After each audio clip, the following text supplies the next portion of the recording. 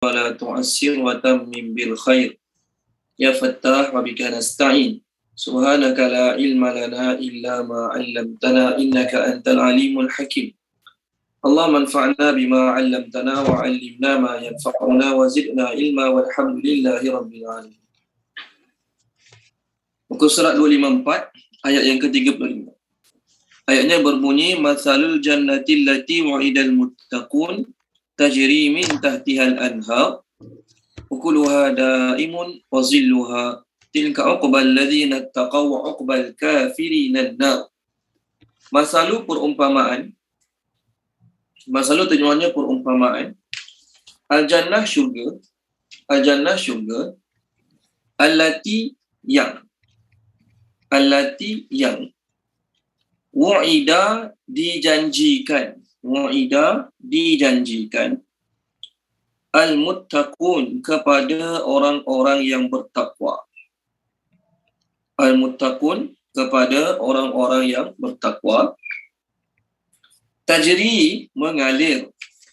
Tajri mengalir. Min daripada tahtiha bawahnya. Okey. Al-anhar sungai-sungai. Al-anhar sungai-sungai. Ukuluha buah-buahan di dalamnya. Terjemah ukuluha buah-buahan di dalamnya. Ukul ni sebenarnya makanan. Maksud makanan buah-buahan di dalamnya. Okey. Daimun sentiasa ada. Daimun sentiasa ada. Jadi orang nama daim tu maksudnya sentiasa ada. Daimun sentiasa ada. Wa dan zilluha bayang naungannya. Bayang-bayangnya ataupun naungannya. Duduk. Zilluha bayang-bayangnya ataupun naungannya. Okey. Dalam mereka tulis sentiasa ada. Dalam mereka tulis sentiasa ada. Tilka itulah uqba kesudahan. Uqba kita terjemah kesudahan. Dalam mereka tulis bagi kesudahan bagi allazina orang-orang yang ittaqau bertakwa. Ittaqau bertakwa. Wa dan uqba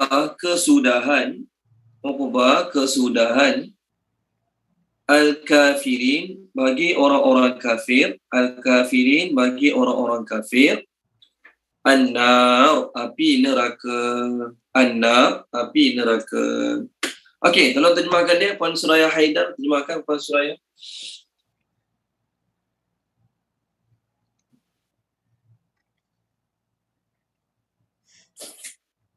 Puan Suraya Haidar terjemahkan.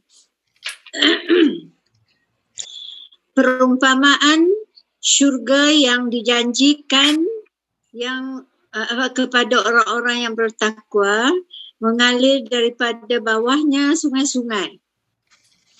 Buah-buahan di dalamnya sentiasa ada dan bayang-bayangnya itulah kesudahan bagi orang-orang yang bertakwa dan kesudahan bagi orang-orang kafir api neraka. Okey, baik. Terima kasih Puan Suraya Haidar. Allah SWT sebut dalam ayat malam ni kesudahan bagi orang-orang yang beriman, yang bertakwa adalah syurga. Kesudahan bagi orang yang beriman, yang bertakwa adalah syurga. Bila ayat ni guna perkataan masalu, perumpamaan, maksudnya apa dia? Bayangan. Hakikat sebenarnya, kita tak tahu. Hakikat sebenarnya bagaimana syurga yang Allah sediakan pada orang mukmin, kita tak tahu. Itu masalu ni perumpamaan. Yang kita boleh bayang. Bayangkan syurga tu, syurga ni, syurga tu, kita boleh bayang. Hakikat sebenar sama tak? Tak sama yang kita bayangkan. Ibnu Abbas radhiyallahu anhu berkata, Ibnu Abbas dalam menafsirkan ayat-ayat syurga beliau berkata, la yashbihu syai'un fil ard ma fil jannah illa fil asma. Tidak ada sesuatu pun yang kat dunia ni sama macam kat syurga. Tak ada. melainkan sama pada nama. Nama sama. Nama sama.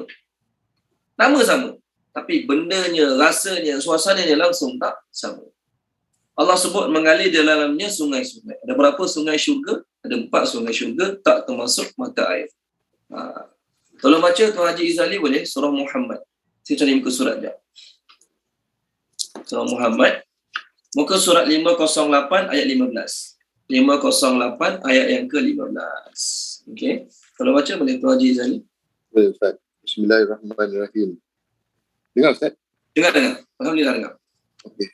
Perumpamaan taman syurga yang dijanjikan kepada orang-orang yang bertakwa. Di sana ada sungai-sungai yang airnya tidak payau dan sungai-sungai air susu yang tidak berubah rasanya dan sungai-sungai khamar arak yang tidak memabukkan yang lazat rasanya bagi sesiapa yang meminumnya dan sungai-sungai madu yang murni. Di dalamnya mereka mendapat segala jenis buah-buahan dan keampunan daripada Tuhan mereka. Samakah mereka dengan orang yang kekal di dalam neraka dan diberi minuman dengan air yang mendidih sehingga ususnya bercerai-berai? Okey. Terima kasih Tuan Haji Izali. Jadi ada berapa sungai syurga? Ada 4 sungai syurga. Pertama, sungai air biasa yang tak berubah rasanya. Sungai susu, sungai arak, sungai madu. Ini 4 jenis sungai dalam syurga yang sentiasa boleh diminum dan lazat air. Ini baru sungai. Belum campur air mata air lagi. Air salsabil, air tasnim, air kafur. Itu semua mata air yang Allah sediakan dalam syurga kepada ahli syurga. Okey, baik. Buah-buah dalam syurga sentiasa ada. Maksudnya kat tempat kita ni bermusim. Walaupun buah tu buah ada sepanjang tahun, tapi satu masa dia ada. Lepas kita petik, dia nak tumbuh buah, kita nak dapat balik buah tu ambil masa. Berbunga, biji, besar-besar baru dapat. Ataupun kalau durian, dia bermusim. Kalau rambutan, dia bermusim. Kalau yang tak bermusim pun, dia tetap melalui fasa.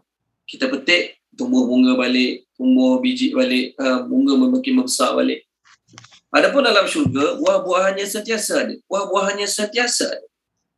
Tidak pernah habis buah-buahannya. Tengok surah Al-Waqi'ah boleh? Kalau baca Puan Samiah, surah Al-Waqi'ah. Surah Al-Waqi'ah, saya cari muka surat dia. Okey, muka surat 535. 535 ayat 32 dan ayat 33. Saya baca Ayat Puan Samiah. 32 Dan 33.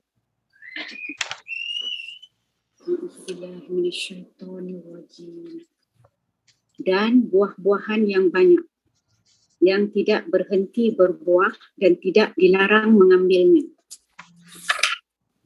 Okey. Terima kasih Puan. Buah-buahan yang banyak, la maqtu'ah yang tidak berhenti berbuah, sentiasa ada buah dia dan tidak ada larangan untuk mengambilnya. Bila-bila boleh ambil. Tak adalah kata kena tunggu masak dulu, kena tunggu dia besar dulu, tak ada. Nampak je tu ambil, nampak tu ambil. Dalam sebuah hadis ini diriwayatkan oleh Ibnu Abbas daripada Imam Bukhari. Nabi SAW baru selesai solat gerhana. Maka sahabat tanya, ya Rasulullah, kami melihat kamu seolah-olah menggapai sesuatu di tempat. Macam nampak Nabi ambil sesuatu. Dan kami melihatmu macam ketakutan dan undur ke belakang. Apa sebabnya? Maka Nabi SAW bersabda, Inni ra'aitul jannah fatanawaltu minha unqudan wala akhastuhu la akaltu minhu ma baqiyatid dunya. Nabi kata apa dalam hadis tu? Aku diperlihatkan syurga. Tengah-tengah lepas sembahyang tu Nabi diperlihatkan syurga. Lalu aku ambil satu tangkai daripada buah-buahan daripada syurga tersebut. Lalu aku tak jadi ambil. Aku tak balik.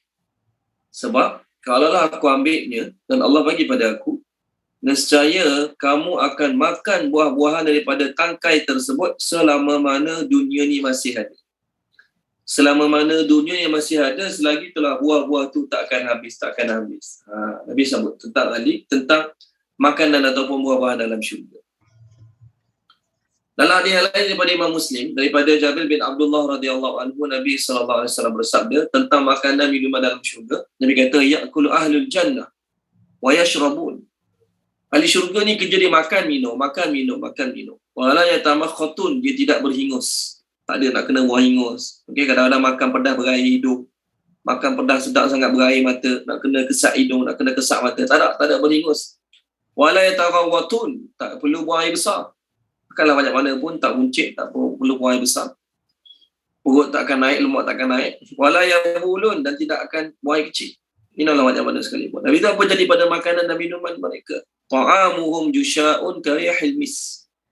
Makanan mereka dan minuman mereka akan keluar daripada badan mereka dalam bentuk sendawa. Tapi sendawa tu bukan yang sendawa hudung macam kat tempat kita ni. Makan-makan sendawa. Kalau dia makan suara dia seorang dengar sendawa. Bukan. Sendawa tu keluar bau seperti minyak wangi kasturi. Sendawa tu keluar mengeluarkan bau kasturi. Okey? Ni makanan dalam syurga nanti. Apa kita makan ni, dia tak akan jadi air besar, tak akan jadi air kecil. Dia akan keluar dalam bentuk sendawa, dan sendawa tu bau kasturi. Dan Nabi sebut lagi, wa yulhamuna tasbih wa taqdis kama yulhamuna nafs. Mereka akan mendapat ilham daripada Allah untuk sentiasa bertasbih memuji Allah dan mensucikan Allah, sebagaimana mereka mendapat ilham untuk bernafas. Setiap kali kita bernafas, macam itulah setiap kali ahli syurga ni akan tarik nafas, sebut kalimah puji Allah. Lepas nafas, sebut kalimah puji Allah Subhanahu wa ta'ala. Wabah dalam syurga, tuan-tuan dan puan-puan, kat dunia kita makan buah yang sama. Tanyalah penjual durian, best tak buah durian? Sekali-sekala makan, bila datang musim dia memang best. Tapi kalau hari-hari dia makan buah durian, dia pun tak termakan, dia pun jemu, dia pun tak larat nak makan, rasa dia tu je. Tapi dalam syurga, kita akan makan buah yang sama, nikmatnya kekal, orangnya kekal, keseronokannya kekal, kelazatannya bertambah-tambah. Tengok surah apa ya?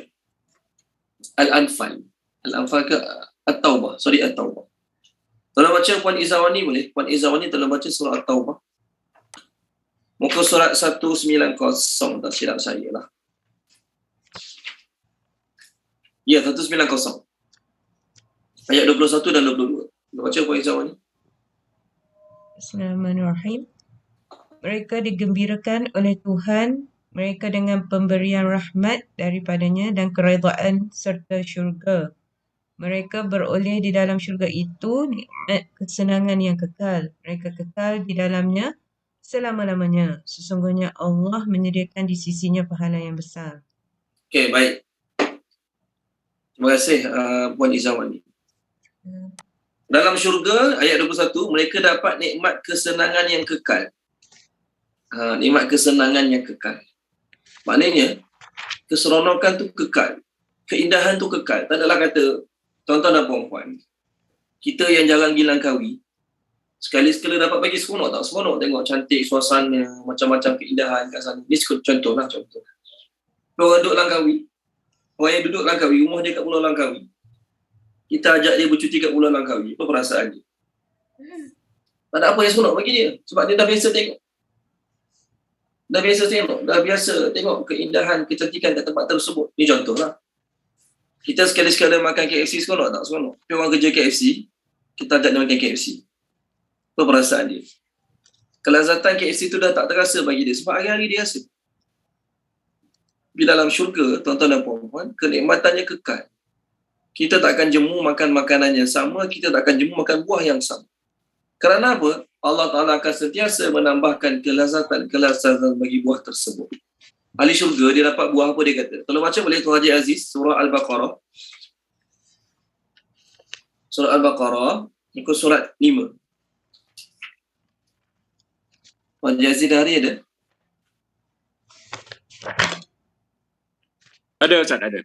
Okey. Baqarah, muka surat 5, muka surat 5 ayat atas sekali.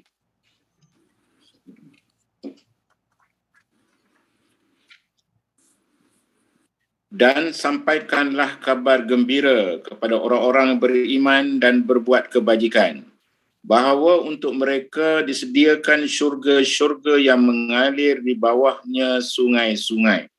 Setiap kali mereka diberi rezeki buah-buahan dari syurga, mereka berkata, inilah rezeki yang diberikan kepada kami dahulu. Mereka telah diberi buah-buahan yang serupa, dan di sana mereka memperoleh pasangan-pasangan yang suci. Mereka kekal di dalamnya. Okey.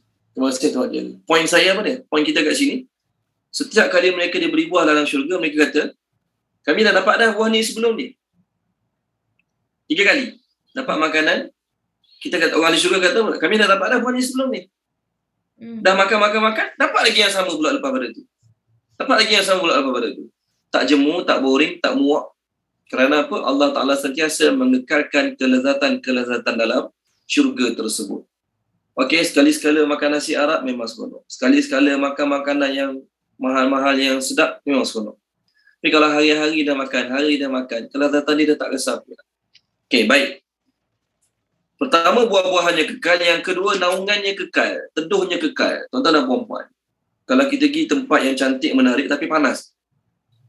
Tak ada teduh. Seronok tak? Tak seronok. Pantai ni pagi-pagi okey, petang-petang okey. Tengah hari buta dah orang nak pergi pantai tengah hari buta. Panas lilak-lilak panas dia.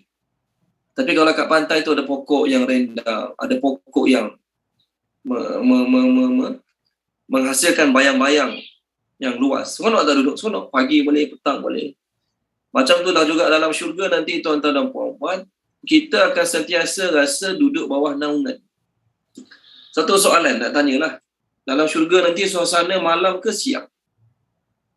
Tuan-tuan, suasana dalam syurga nanti malam ke siang? Okey. Suasana dalam syurga nanti adalah suasana siang. Suasana dalam syurga nanti adalah suasana siang. Sebab apa? Sentiasa ada naungan. Sentiasa ada naungan. Tidak ada matahari, tapi ada sentiasa naungan. Maksudnya, naungan tu terhasil bila adanya siang. Kalau malam, perlu naungan tak malam? Kita malam. Saya perlu berteduh bawah pokok waktu malam. Saya perlu berteduh bawah pokok kelapa waktu malam. Tak perlu dah. Saya perlu berteduh bawah naungan awan. Tak perlu dah. Siang, suasana siang. Tapi tidak ada matahari. Surah Al-Waqi'ah tolong baca boleh? Surah Al-Waqi'ah. Tolong baca dia. Puan Tamsiah Syuaib tolong baca boleh? Puan Tamsiah. Boleh Ustaz. Muka surat berapa Ustaz? 535. Nah, tadi sahabat kita Puan Samiah dah baca dah ayat 32 sampai 33. Puan tolong baca 27 sampai 31. 27 sampai 31. 35. 535 kan Ustaz? Ya? 535.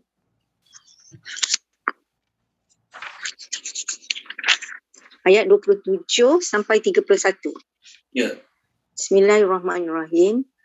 Atau apakah di sisi mereka ada perbendaharaan Tuhanmu? Atau apakah mereka yang berkuasa? Baik. Puan, 535. Oh, 535. Silap, maaf Ustaz. 525 pula. 535 ayat 27. Ya.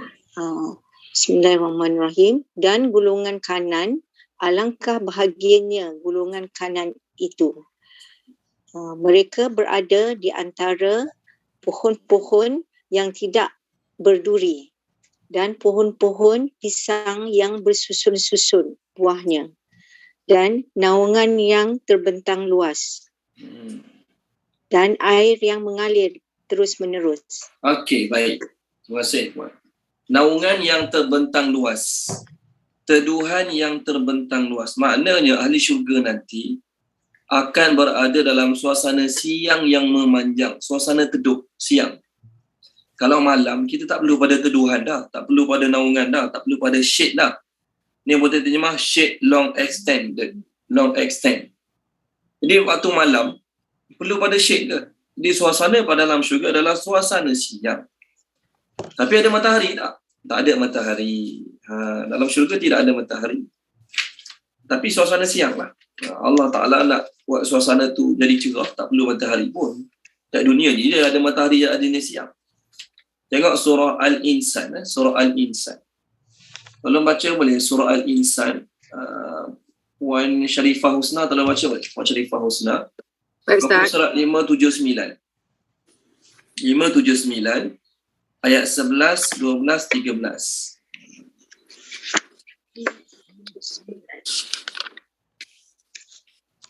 Bismillahirrahmanirrahim. Maka Allah melindungi mereka daripada kesusahan hari itu dan memberikan kepada mereka keceriaan dan kegembiraan. Dan Dia, Allah, memberi balasan kepada mereka hanya kesabarannya dengan syurga dan pakaian sutera. Di sana mereka duduk bersandar di atas pelangin. Mereka tidak merasakan teriknya matahari dan tidak pula kesejukan yang berlebihan. Matahari tak ada. Terima kasih Puan. Matahari tak ada. Tak panas, tak sejuk. Mereka sentiasa duduk bawah suasana naungan. Suasana tengah hari, kita duduk bawah pokok macam mana? Tengah hari kita duduk bawah teduhan macam mana? Macam itulah juga seronoknya suasana dalam syurga. Jadi kalau soalan, dalam syurga suasana siang ke malam? Jawapan dia suasana siang. Okey, baik. Kamu ayat kita sekarang. Allah Ta'ala kata dalam ayat ni, Allah Ta'ala kata, itulah kesudahan bagi orang bertakwa. Bila Allah sebut syurga, kita dah refer sebelum ni, bila Allah sebut syurga, kebanyakan ayat-ayat Allah sebut syurga, Allah akan janjikan kepada orang yang takwa. Takwa. Kerana apa? Kerana orang Muslim, orang mukmin boleh masuk syurga. Tetapi, tidak ada jaminan mereka terus masuk syurga.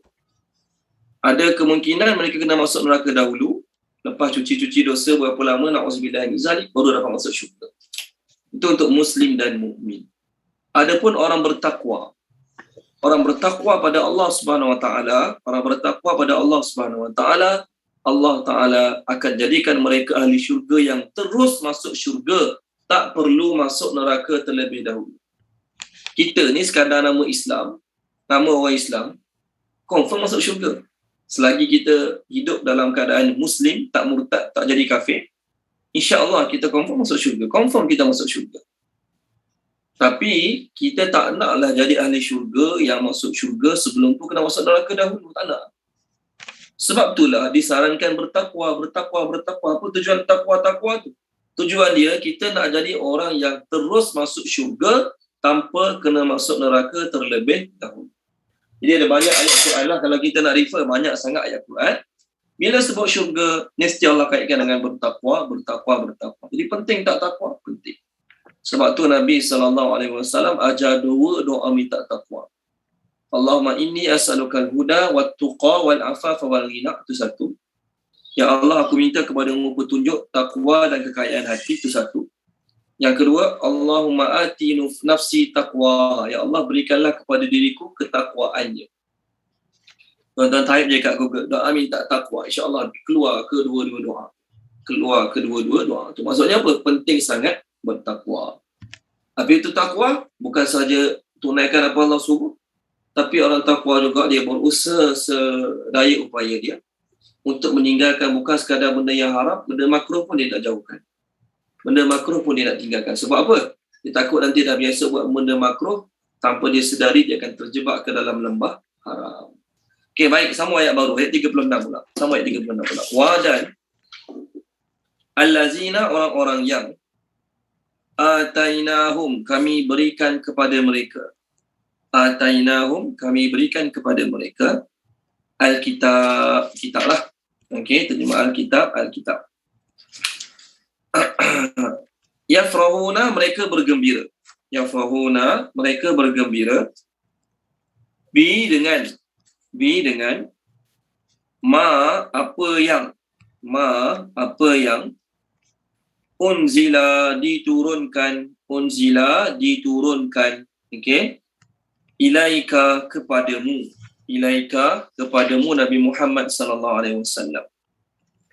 Wa, dan min, sebahagian, terjemah min, sebahagian daripada al-ahzab, kumpulan-kumpulan.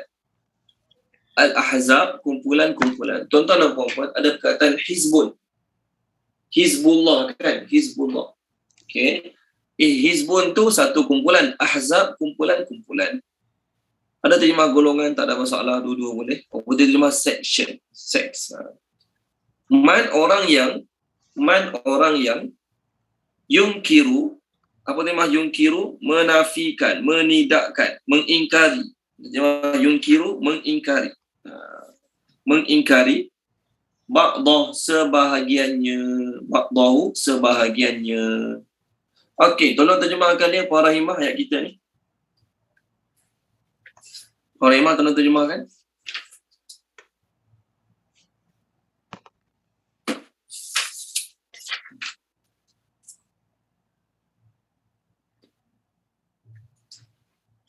Ada Puan Rahimah?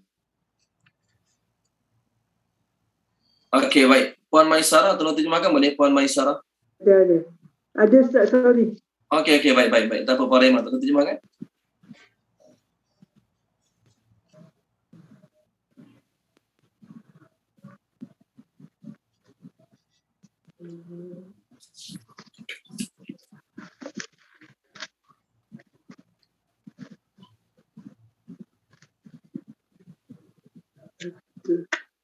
Dan orang yang telah kami berikan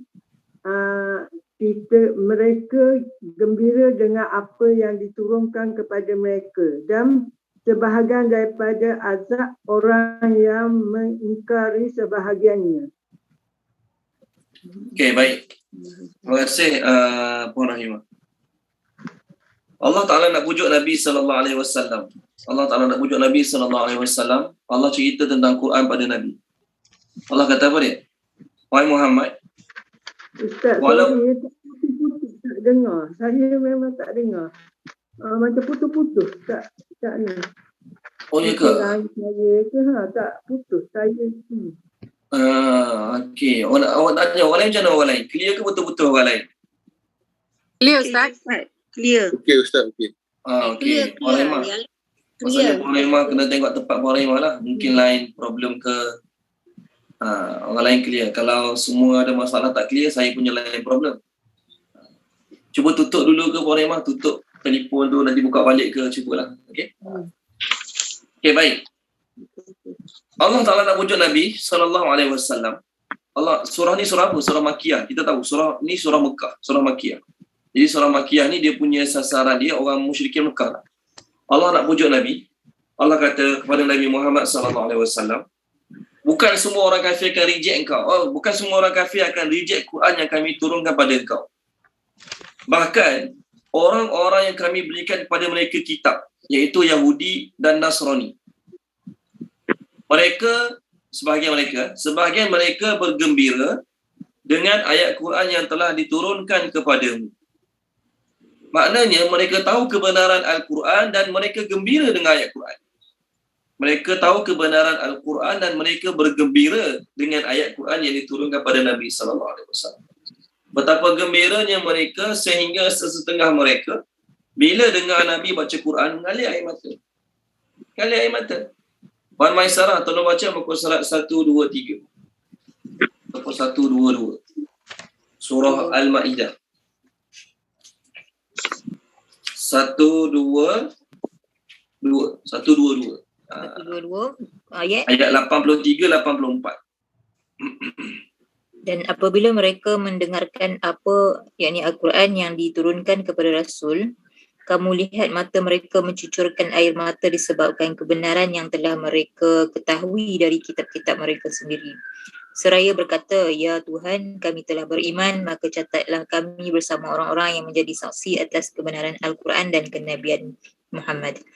Dan mengapa kami tidak akan beriman kepada Allah dan kepada kebenaran yang datang kepada kami, padahal kami sangat ingin agar Tuhan kami memasukkan kami ke dalam golongan orang-orang yang soleh. Terima kasih Puan Maisarah. Ini cerita pasal Nasrani daripada Najran, Nasrani daripada Habsyah. Mereka jumpa Nabi, dengar Nabi baca Quran, terus beriman dengan Nabi dan beriman dengan Al-Quran tersebut. Kerana apa? Mereka dah tahu dah sebelum ni. Inilah kitab yang mereka nanti-nantikan. Inilah ayat ataupun wahyu yang mereka nanti-nantikan. Okey, satu ayat lagi. Nak cerita pasal mereka ni lah satu ayat lagi.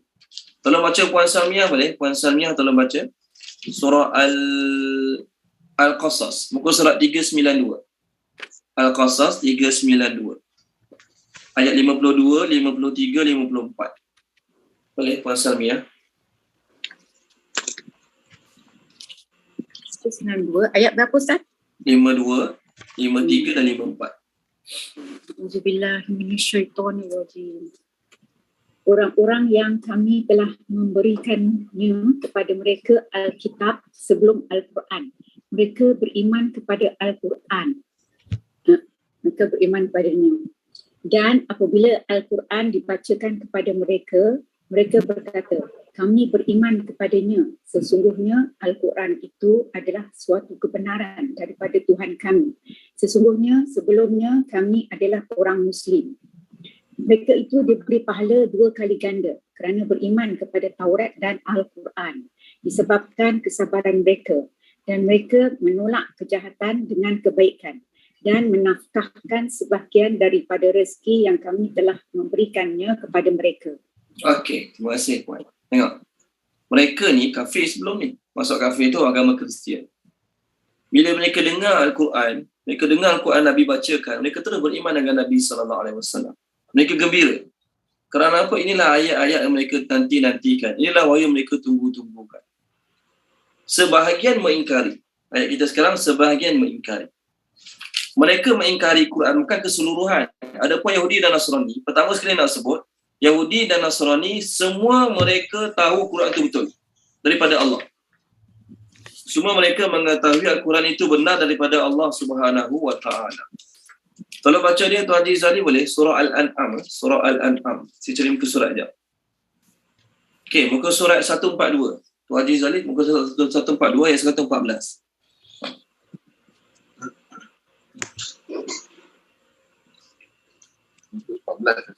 Ya, 114. Surah Al-An'am. Muka surat 142 ayat 114. Patutkah aku mencari hakim selain daripada Allah, padahal dialah yang menurunkan kitab Al-Quran kepadamu secara terperinci. Orang-orang yang telah kami berikan kitab mengetahui kebenaran bahawa Al-Quran itu diturunkan daripada Tuhanmu dengan benar. Maka janganlah kamu termasuk dalam golongan orang-orang yang merugi, yang ragu. Orang yang ragu-ragu. Mumtarin itu ragu-ragu. Terima kasih Tuan Haji Izali Sulaiman. Orang musyrikin, mereka ajak Nabi jom jumpa Yahudi untuk Yahudi jadi judge, untuk tentukan Quran ni betul ke salah. Quran ni benar ke daripada Allah ataupun Muhammad mereka sendiri. Maka Allah turunkan ayat, patut ke nanti orang jadi judge untuk tentukan Quran ni betul ke tak. Sedangkan Allah yang turunkan Quran. Dan ada pun orang-orang yang Allah bagi kitab kepada mereka, mereka memang tahu sangat Quran ni daripada Allah. Sebahagian mereka bila dengar gembira, seronok, nangis keluar air mata. First time dengar, seronok, nangis keluar air mata. Sebahagian mereka mengingkari sebahagian Al-Quran. Maksudnya apa? Orang Yahudi dan Nasrani, ada setengah ayat mereka suka dengar. Contoh ayat puji Nabi Yaqub, ayat puji Nabi Ibrahim, ayat puji Nabi Ishaq, mereka suka. Ayat puji ahli kitab, mereka suka. Ayat puji Nabi Musa, mereka suka. Sebahagian. Tapi ayat-ayat yang condemn mereka, yang bongkarkan kejahatan mereka, ayat-ayat yang cerita pihak buruk, bahagian buruk mereka tak suka. Tuan-tuan dan puan-puan, Dia punya jatuh. tolong mute-kan boleh? Minta sahabat-sahabat tolong mute-kan? Minta sahabat-sahabat tolong mute-kan boleh? Tuan-tuan dan puan-puan, mereka mengingkari sebahagian, maksudnya mereka mengingkari ayat-ayat yang tak kena dengan nafsu mereka. Ayat-ayat yang tak kena dengan jiwa mereka. Kalau ayat tu kena dengan jiwa mereka, nafsu mereka, mereka seronok, mereka terima. Ayat-ayat yang mereka tak suka, tak seronok, mereka tak nak terima. Maka untuk mereka Allah Ta'ala tanya dalam surah Al-Baqarah, adakah kamu beriman dengan sebahagian kitab dan kufur dengan sebahagian kitab? Allah Ta'ala tanya. Kamu kata kamu beriman dengan Taurat, tapi dalam Taurat cerita pasal Quran, dalam Taurat cerita pasal Nabi Muhammad SAW. Tapi bila Taurat datang, bawa Quran, bila Quran datang, bawa kebenaran sebagaimana Taurat beritahu, kamu tak nak terima pula. Jadi kamu ni beriman sebahagian, kufur dengan sebahagian. Puan Suraya Haidar, tolong baca boleh Puan Suraya Haidar, muka surat 13 ayat 85.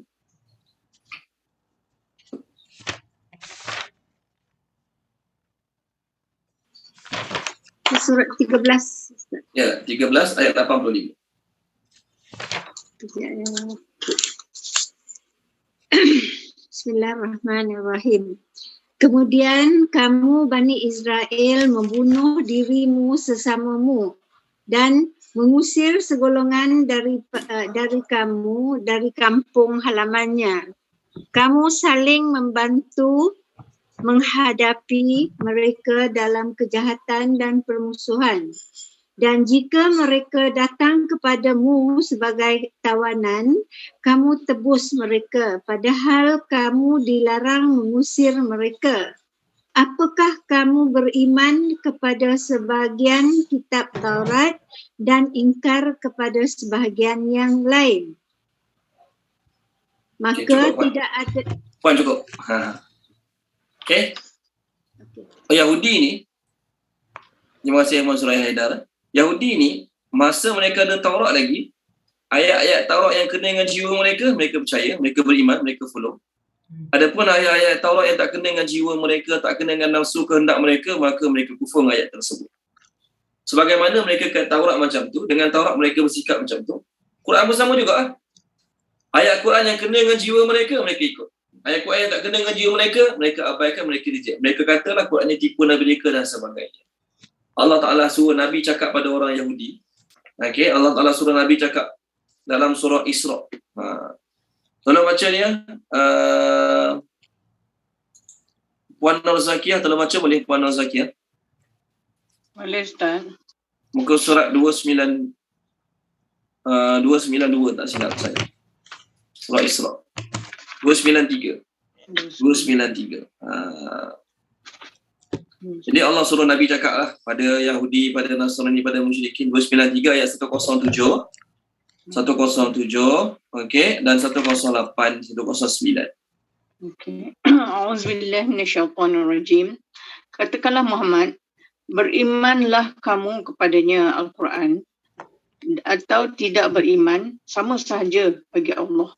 Sesungguhnya orang yang telah diberikan pengetahuan sebelumnya, apabila Al-Quran dibacakan kepada mereka, mereka menundukkan wajah lalu bersujud. Dan mereka berkata, Maha suci Tuhan kami, sesungguhnya janji Tuhan kami pasti dipenuhi. Dan mereka menundukkan wajah sambil menangis dan mereka bertambah khusyuk. Okey, terima kasih Puan Zakiyah. Apa maksud ayat ni?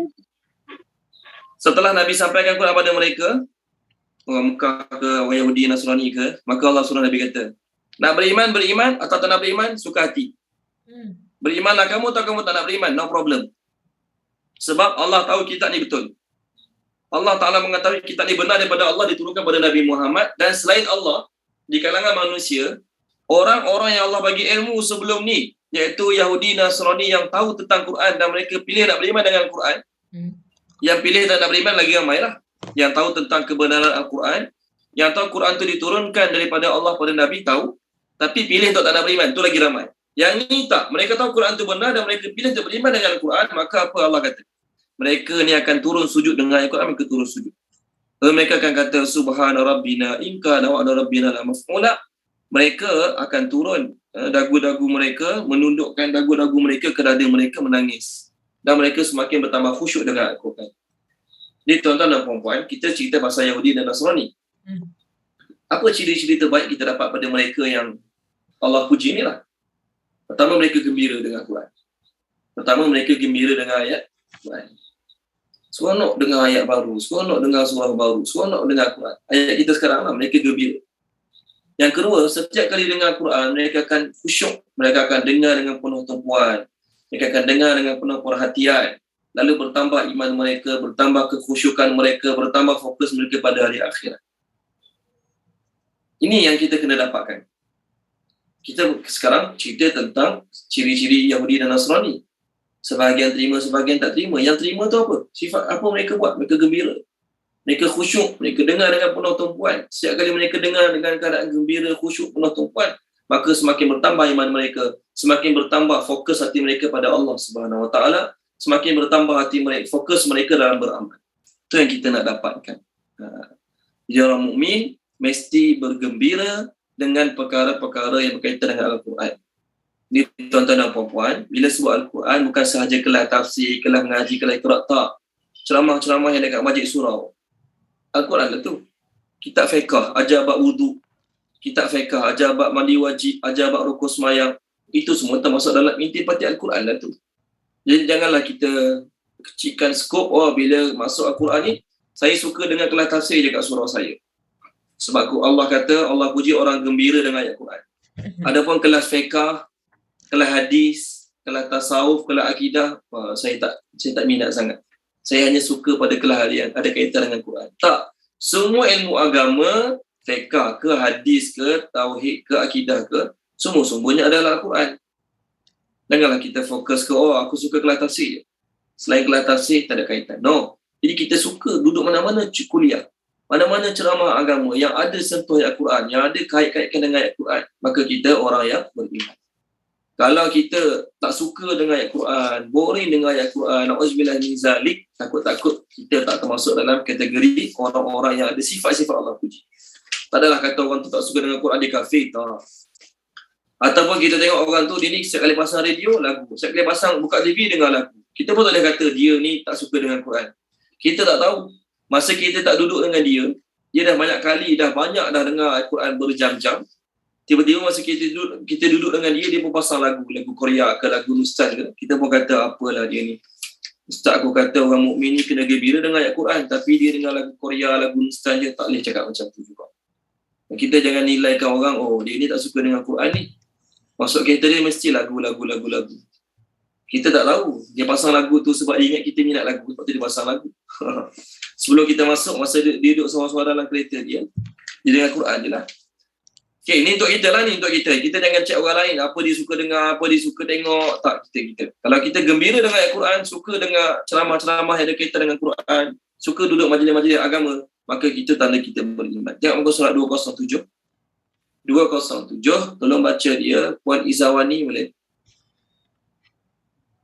207 ayat 124.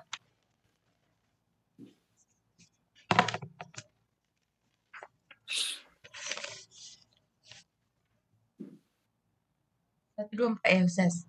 Ya, 124. Bismillahirrahmanirrahim. Apabila diturunkan sesuatu surah dari Al-Quran, maka ada antara mereka yang munafik bertanya secara mengejek, siapakah antara kamu yang bertambah imannya disebabkan dengan surah ini? Adapun bagi orang yang beriman, maka surah itu menambahkan iman mereka serta mereka bergembira dengan turunnya. Terima kasih Puan Islam. Orang beriman, surah tersebut menambah keimanan mereka dan mereka bergembira dengan surah tersebut. Gembira dengar, gembira nak baca, gembira nak amalkan, gembira nak sampaikan. Okey, sebagaimana orang gembira mancing, gembira sukan, gembira tengok bola. Bukan sekadar masa tengok mereka gembira, lepas pada tu mereka borak balik pasal tu, mereka cerita balik pasal perlawanan tersebut. Seronok cerita. Sebelum pergi mancing, dah seronok beli alat-alat mancing. Pergi mancing seronok, balik mancing untuk sembang lagi pasal mancing. Tak habis-habis sembang pasal mancing. Kerana apa seronok? Walaupun mancing tu dah 2 tahun lepas, tapi setiap kali cerita seronok. Ini contoh lah. Contohlah juga tuan-tuan dan puan-puan, orang yang beriman yang sebenar, mereka suka dengan Quran berkali-kali. Walaupun ceramah tu dah dengar minggu lepas, minggu ni dengar lagi. Seronok dengar. Okey, baik. Seterusnya, ayat 36, sambung. Kul katakanlah, perhabis ayat ni. Innama hanya senya, umirtu aku diperintahkan, an supaya a'buda aku menyembah Allah wa dan la tidak usyrika aku menyekutukan, okey, bihi dengannya dengan Allah lah, ilaihi kepadanya lah ad'u aku menyeru wa dan ilaihi kepadanya lah Ma'abi, tempat kembaliku. Ma'abi, tempat kembaliku. Okey, Tuan Haji Aziz dah terjemahkan. Boleh Tuan Haji Aziz terjemahkan?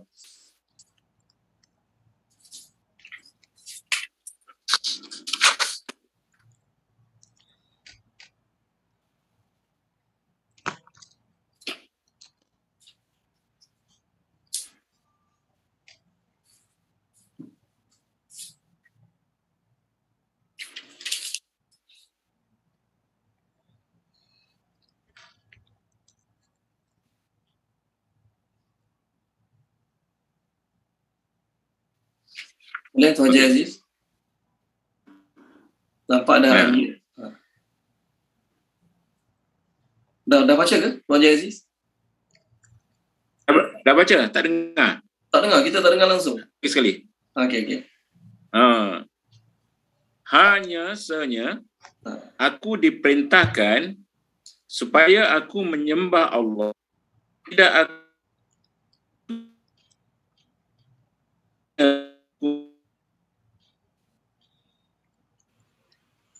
Tak dengar kan? Memang. Okey, baik. Tak apa Tak Tuan Haji dengar. Aziz. Dengar sikit-sikit. Ada tempat putus dan tempat dengar. Tak apa. Okey, terima kasih banyak Tuan Haji Aziz. Okey, baik. Okey. Allah Ta'ala cakap pada Nabi, pada geng-geng Yahudi dan Nasrani yang tak nak menerima Quran keseluruhannya. Terima separuh-separuh. Ayat-ayat Quran yang kaitan dengan nafsu mereka suka dengar. Malam ni ustaz ceramah, ustaz mengajar bab poligami, semua suka dengar. Pandai ustaznya ulah ni. Hebat ustaz ni, masya-Allah.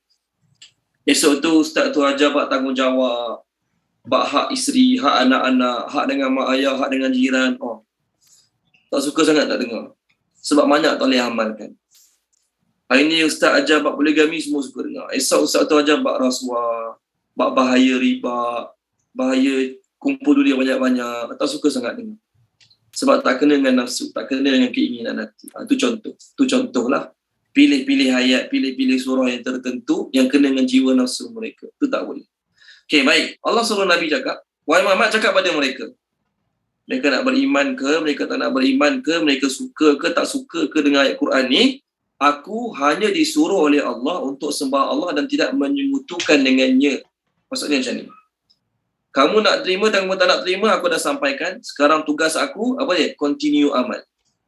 Tugas aku, continue amal. Apa dia amal dia? Terus sembah Allah, jangan sekutukan Allah dengan sesuatu apa pun. Itu dia, point dia. Allah takkan tanya aku, Allah tak akan persoalkan aku sebab aku dah menyampaikan pada kamu apa yang patut aku sampaikan. Seolah-olah kita kata apa? Nak beli, tak nak beli sudah. Aku tetap dapat gaji aku bulan-bulan. Contoh. Kita kerja dengan sebuah syarikat. Kan, kerja dengan sebuah syarikat. Syarikat tu suruh kita kerja 8 jam sehari. Dia elan barang-barang dia untuk diniagakan. Kita memang dah jaga gaji kita tak pun. Jadi orang tu nak beli, tak nak beli sudah. Aku tak kisah pun. Aku tak rugi pun kalau orang tu tak nak beli. Sebab aku tu tak dapat gaji aku bulan-bulan. Yang penting aku time, bos aku suruh kerja, iklankan, niagakan, aku iklankan, aku niagakan. Itu contoh. Sama lah juga, Allah suruh Nabi cakap, aku ni, Allah suruh sembah Allah, jangan syirikkan Allah. Kamu nak beriman, kamu tak nak beriman, itu bukan masalah aku lagi. Sebab aku telah pun menyampaikan. Dan kalau aku tak sampaikan pun pada kamu Yahudi dan Nasrani, kamu memang dah tahu Quran itu betul daripada Allah. Aku tetap tidak akan dipersalahkan kalau aku tak sampaikan kepada kamu. Kemudian Allah suruh Nabi kata, aku tetap kena continue amal aku, sama ada kamu nak beriman tak nak beriman, sebab kepadanya lah aku akan ajak manusia yang lain untuk beriman, dan kepadanya lah tempat kembali aku. Okay, jadi nak cerita apa dia kepada ayat ni? Kita setelah kita sibuk menyampaikan agama, nasihat pada orang lain, orang tu nak terima, tak nak terima, nak amal, tak nak amal, itu bukan tugas kita. Untuk pastikan dia dapat hidayah, bukan. Tugas kita sampaikan. Lepas sampaikan apa? Lepas sampaikan, continue kita punya amal. Continue kita punya bacaan Quran harian. Continue kita punya solat tahajud. Continue kita punya zikir pagi petang. Continue amal-amal kita. InsyaAllah kita akan hidup dengan lebih tenang. InsyaAllah kita tak akan risau sangat, tak akan sedih sangat, kecewa sangat bila orang tak nak terima apa yang kita sampaikan. Okey, baik, seterusnya ayat 37. Dan kazalika seperti itulah anzalnahu kami turunkannya Al-Quran anzalnahu, kami turunkannya Al-Quran, hukman sebagai hukuman. Terjemah hukman sebagai hukuman. Maksud sebagai hukuman tu, Quran tu dijadikan law, judgment, undang-undang. Itu maksud hukuman. Sebagai hukuman. Sebagai hukuman tu maksudnya sebagai yang menjatuhkan hukum. Jangan salah faham pula sebagai hukuman tu. Maksudnya yang menjatuhkan hukum. Arabiyan, berbahasa Arab. Arabiyan, berbahasa Arab. Wa, dan. La, benar-benar.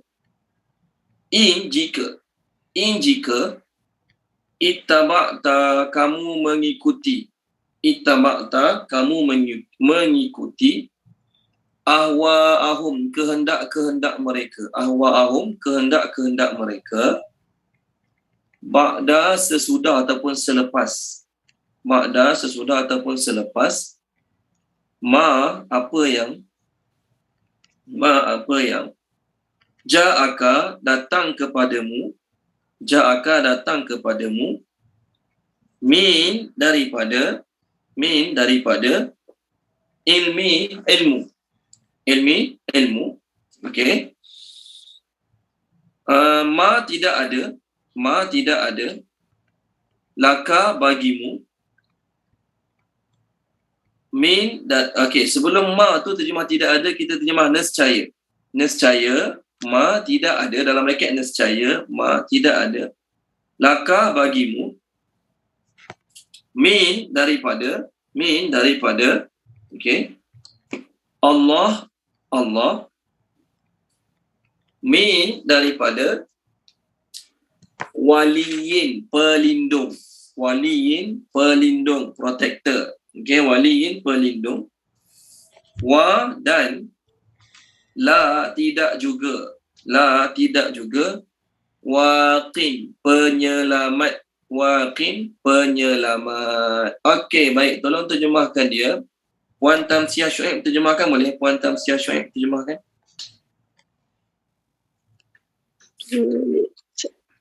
Cik Ustaz Tak apa, ambil masa.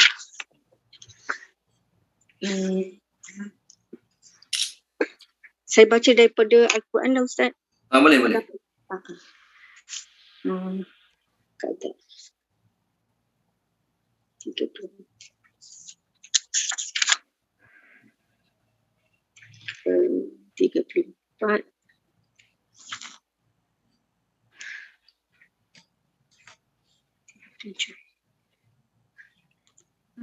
Dari Bismillahirrahmanirrahim, dan demikianlah kami telah menurunkan Al-Quran sebagai peraturan yang benar dalam bahasa Arab.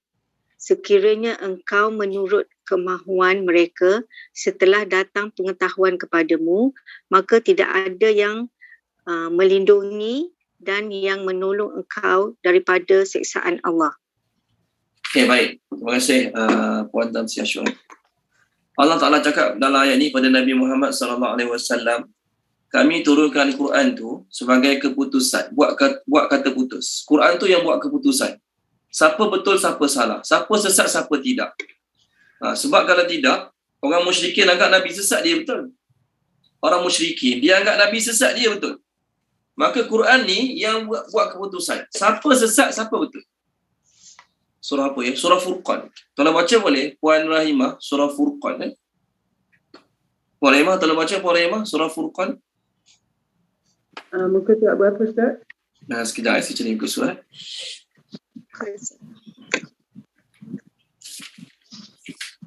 Okey, muka surat 363. 363 yang 41, 42. 363 yang 41 dan 42. 363 ayat 41 dan 42. 3134. Page 363 ayat 1 dan ayat 41 dan 42. Ayat 41. Bismillahirrahmanirrahim. Dan apabila mereka melihat engkau, yakni Muhammad, mereka hanya menjadikan engkau sebagai bahan ejekan, yakni dengan mengatakan, inikah orangnya yang diutuskan oleh Allah sebagai Rasul? 42. Sesungguhnya Hampir sahaja dia menyesatkan kita daripada sembahan kita, seandainya kita tidak tetap bertahan menyembahnya. Dan kelak mereka akan mengetahui pada saat mereka melihat azab siapa yang paling sesat jalannya. Terima kasih Puan Rahimah. Mereka kata Nabi sesat sebab Nabi memesokan mereka daripada ajaran nenek moyang mereka. Maka Allah turunkan Quran. Allah beritahu siapa sebenarnya sesat. Siapa sebenarnya yang salah akidah. Siapa yang akan selamat, siapa tak selamat. Itu maksud hukuman, kata putus. Ataupun maksud hukuman apa dia? Undang-undang. Ada kes bunuh, ada kes curi, ada kes zina, ada kes perompak jalanan kan. Maka Al-Quran yang akan bagi kita putus. Undang-undang dia, cara nak hukum dia tengok Quran. Itu maksud ayat ini. Jadi kamu wahai Muhammad, kami turunkan Quran pada kamu sebagai kata putus dan sebagai undang-undang dan berbahasa Arab. Maknanya orang musyrikin ke akhirat nanti mereka tak boleh bagi alasan kami tak faham. Kerana bukan bahasa kami. Allah Ta'ala turunkan Quran berbahasa Arab, orang musyrikin confirm boleh faham bahasa Arab. Tapi kalau mereka reject juga, mereka tak boleh bagi alasan kami tak faham. Mereka reject kerana sombong mereka, ego mereka, cinta dunia yang ada dalam hati mereka. Allah cakap pada Nabi, wahai Muhammad, Quran tu dah betul, kau teruskan je sampaikan Quran, kau teruskan amal Quran.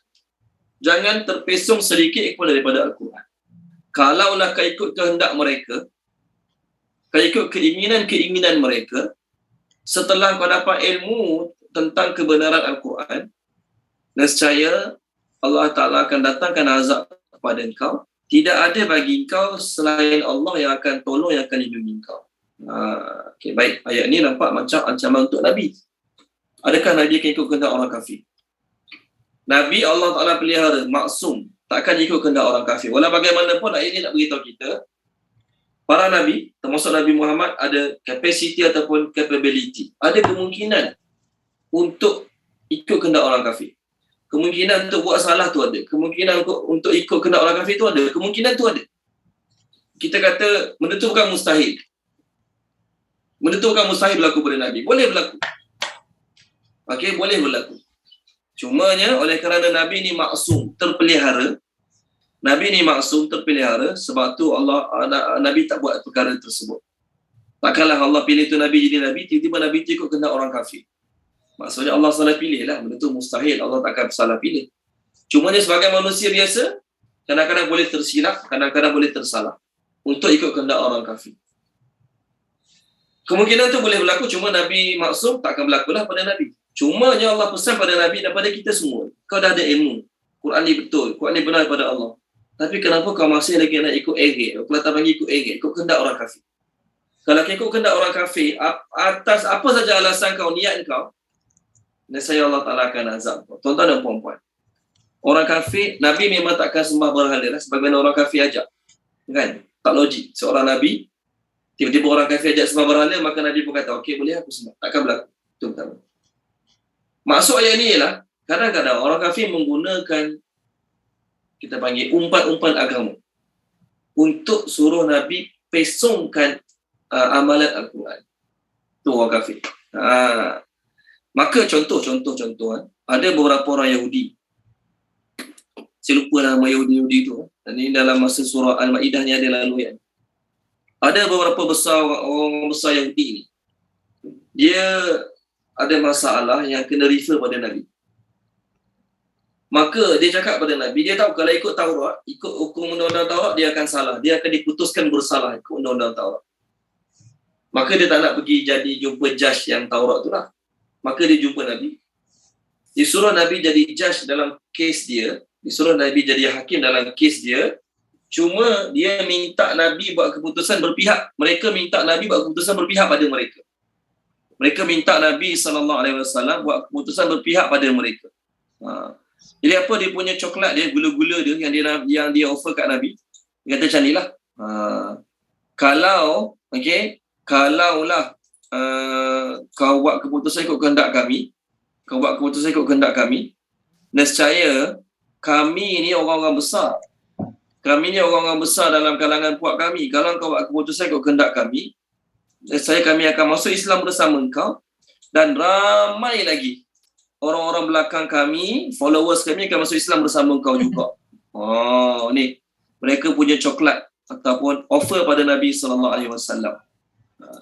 Kalau kita kata apa? Alah, tak apa, sekali je. Nabi kan hakim. Kita kata apa dia? Nabi kan hakim.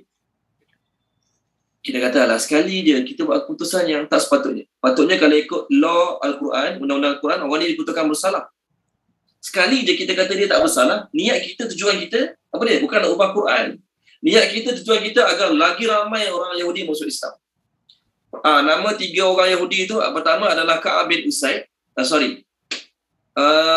Pertama namanya Abdullah bin Surya, Syas bin Qais, dan juga Ka'ab bin Usaid. Itu 3 orang. 3 orang pemuka Yahudi ni jumpa Nabi.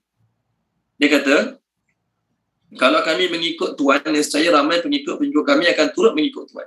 Kalau kami beriman dengan Nabi, nescaya ramai lagi followers kami akan beriman dengan Nabi.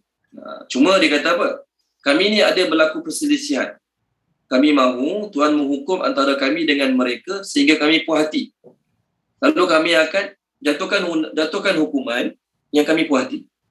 Bila kami puas hati, kami akan beriman dengan Tuhan. Dan kalau kami beriman dengan Tuhan, ramai lagi akan beriman dengan Tuhan. Nampak macam bagus. Dia bukan suruh Nabi syirik. Dia bukan suruh Nabi kufur. Dia kan suruh Nabi keluar agama Islam pun. Dia suruh Nabi ubah hukum. Ikut hukum mereka bersalah. Ikut undang-undang Islam, dia bersalah. Tapi dia suruh Nabi ubah. Sekali dia ubah. Tujuan dia apa dia? Untuk mereka masuk Islam. Maka Allah turunkan ayat dalam surah Al-Ma'idah. Tolong baca dia, Puan Suraya Haidar, tolong baca boleh. Surah Al-Ma'idah, muka surat 116. Ayat 49 dan 50.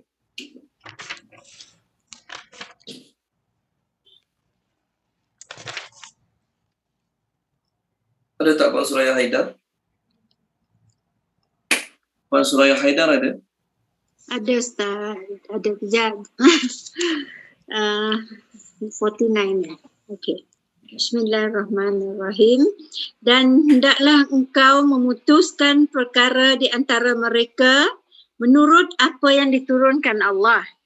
Dan janganlah engkau mengikuti keinginan mereka. Dan waspadalah terhadap mereka. Jangan sampai mereka memperdayakan engkau terhadap sebahagian apa yang telah diturunkan Allah kepadamu.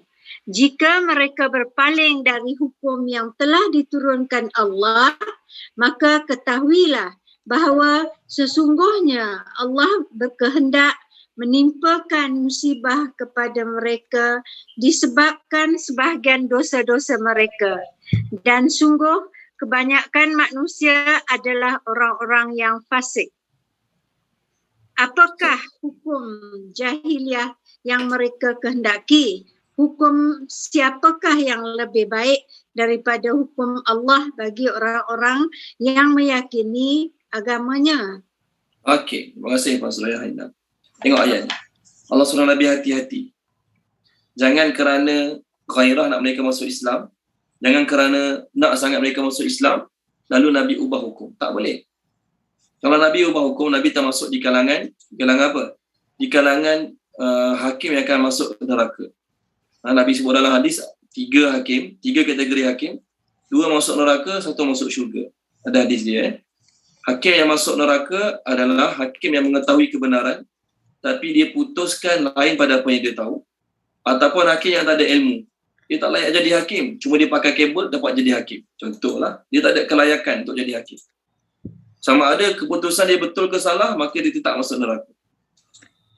Hakim ketiga, hakim yang mengetahui kebenaran dan dia putuskan ikut kebenaran yang dia tahu. Maka inilah satu-satunya hakim yang akan masuk syurga Allah Subhanahu wa taala. Adapun selain pada itu akan masuk neraka Allah Subhanahu wa taala. Itu satu. Kisah kedua. Orang-orang Taif jumpa Nabi. Dia kata, wahai Muhammad, kami ni orang Taif ramai. Kalau kamu nak kami beriman dengan kamu, boleh tak kamu iktiraf Taif ni sebagai tanah suci juga? Iktiraf Taif ni sebagai tanah suci juga. Kalau kamu iktiraf Taif ni sebagai tanah suci juga, maka kami akan beriman dengan kamu. Ini satu. Kemudian datang orang musyrikin jumpa Nabi. Ini cerita lain lah. Dia kata, wahai Muhammad, boleh tak respect sikit Tuhan kami sekali-sekala. Dengan cara apa tau? Dengan cara, kalau kau semayang kat Kaabah tu, semayanglah belakang berhala kami. Masa tu kan berhala ada dekat Kaabah. Ni contoh. Ni Kaabah pandangan pada atas. Contoh, ni Kaabah pandangan pada atas. Ada banyak berhala. Ni berhala kan. Jadi Nabi dengan sahabat-sahabat, kalau semayang, mereka semayang area ni lah. Tak ada Kaabah betul. Geng-geng musyrikin Mekah ni, dia suruh Nabi respect sekali-sekala berhala mereka dengan cara apa? Boleh tak kau semayang belakang berhala? Maksudnya ni berhala, semayang kat sini. Dia suruh Nabi semayang kat sini. Bila semayang kat sini, Nabi akan menghadap berhala, dalam masa yang sama menghadap ke Kaabah juga. 2 in 1. Kalau nak semayang belah ni, semayang kat sini. Supaya dalam masa sama menghadap Kaabah, dalam masa sama menghadap berhala juga. 2 in 1. Ni kehendak mereka ni. Jadi bila mereka nampak Nabi buat macam ni, mereka akan baik dengan Nabi. Mereka akan anggap Nabi tu kawan baik mereka lah. Maksudnya walaupun kau agama lain, kau tetap respect Tuhan kami juga. Allah turunkan ayat. Allah warning Nabi. Kat mana ayat dia? Surah Isra. Surah Isra. Sebab tu tuan-tuan dan puan-puan, bagusnya dalam kitab fiqh tulis ni, kalau kita semayang ngadap tiang. Kat masjid kita banyak tiang kan? Tiang. Contoh ni tiang masjid kita. Boleh je kita semayang, ni tiang contohlah kan? Kita semayang ngadap betul-betul tiang. Kita semayang kat sini, ngadap betul-betul kat tiang. Boleh, tak salah, tak haram. Tak jadi dosa besar pun, tak syirik pun. Tapi sunat kalau kita semayang kat tiang, kita mengiri sedikit atau menganan sedikit. Sunat. Kenapa sunat? Untuk tidak tasyabuh, menyamai perbuatan orang kafir yang sembah berhala ni. Ni sunat. Okay, kalau kita semayang belakang tiang, kita mengiri sedikit, menganan sedikit, sunat. Tak buat pun tak apa. Sebab kita memang tak niat pun sembah tiang. Tiang tu ada depan kita kan. Bukan kita niat nak sembah dia. Okay, baik. Tolong baca Puan Izawani. Boleh? Surah Isra. Lepas dua orang tu datang jumpa Nabi, Allah turunkan ayat. Muka surat 289, ayat 73, 74, 75. 289, ayat 73, 74 dan 75.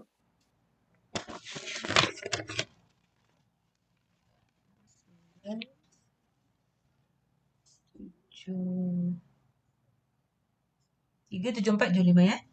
Ya. Bismillahirrahmanirrahim. Sesungguhnya mereka nyaris-nyaris dapat memesongkan engkau, wahai Muhammad, daripada apa yang kami wahyukan kepada engkau, supaya engkau mengada-ngadakan kebohongan atas nama kami dengan perkara yang lainnya. Jika engkau melakukan yang demikian, barulah mereka menjadikan engkau sahabat karib. 74.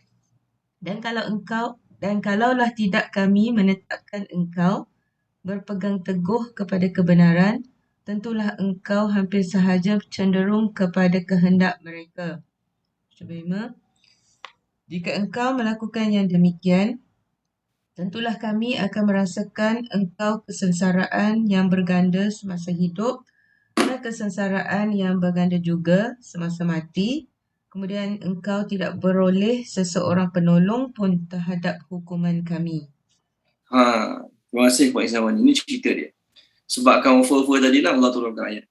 Kalau kau ikut kehendak mereka tu, suruh semayang belakang berhala, nanti mereka akan anggap kawan-kawan baik, intimate friend. Ini kawan kita ni, walaupun dia agama lain, tapi dia respect juga kat berhala-berhala kita. Okey lah tu. Dia boleh jadi geng kita ni sebab dia respect negara kita, Taif, negeri kita Taif sebagai tanah haram juga. Jadi kalaulah Nabi ikut kehendak-kehendak mereka ni, keinginan-keinginan mereka ni, maka Allah Ta'ala kata apa dia? Allah Ta'ala kata, mujuk Allah teguhkan nanti Nabi. Lalu Nabi tak ikut kehendak mereka. Tapi kalau Nabi ikut kehendak mereka, Allah Ta'ala akan bagi azab berganda kat Nabi. Dunia kena, akhirat. Sebab tu tuan-tuan dan puan-puan, dalam bab agama orang lain, ya, kena ada toleransi, tapi ada had-had dia. Toleransi tu ada had-had dia. Ada benda yang kita boleh biar, ada benda kita tak boleh biar. Ada benda kita boleh buat, ada benda kita tak boleh buat. Berkaitan agama, berkaitan akidah, berkaitan sembahan-sembahan, kita tak boleh buat. Tak boleh nak toleransi, tak apalah, sekali-sekala tunduk sekali-sekala depan berhala dia. At least kita nak tunjuk walaupun kita Islam, sembah Allah, sekali-sekala kita respect juga Tuhan mereka. Tak boleh. Haram, berdosa, kufur, keluar pada Islam. Siapa sengaja sembah, siapa sengaja tunduk pada berhala selain Allah. Apa saja niat dia, tetap haram, berdosa, kena ucap balik. Jadi Allah cakap pada Nabi dalam ayat ni, kalau kau ikut kehendak mereka, kau dah tahu Quran, suruh gini, jangan gini, tapi kau ubah juga sebab nak ikut kehendak mereka. Tak kisahlah apa saja alasan kau, sebab nak tackle mereka ke, cara-cara nak tackle mereka agar jinak dengan Islam, agar respect Islam. No.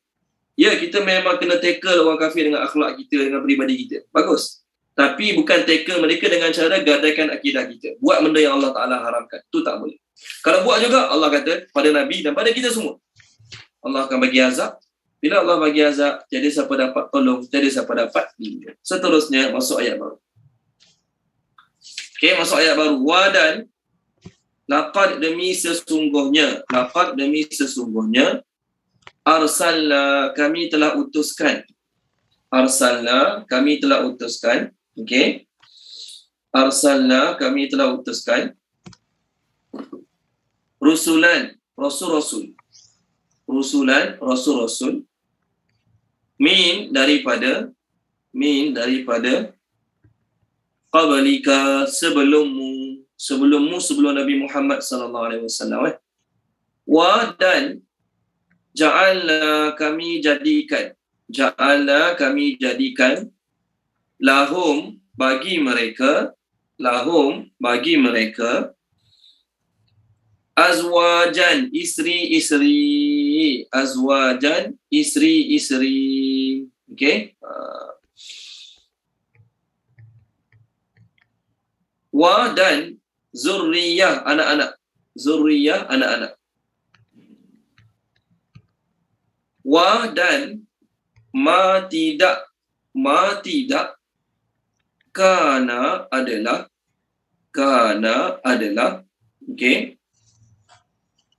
li bagi rasulin mana-mana rasul, li bagi rasulin mana-mana rasul, ataupun terjemah seorang rasul pun, sebab tidak ada alif lam kan, jadi bila tidak ada alif lam dia mana any lah.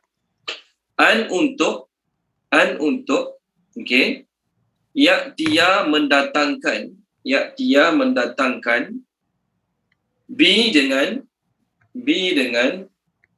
ayatin, sesuatu tanda mukjizat. Kita terima ayatin, sesuatu tanda, dalam bracket tulis mukjizat. Dalam bracket tulis mukjizat.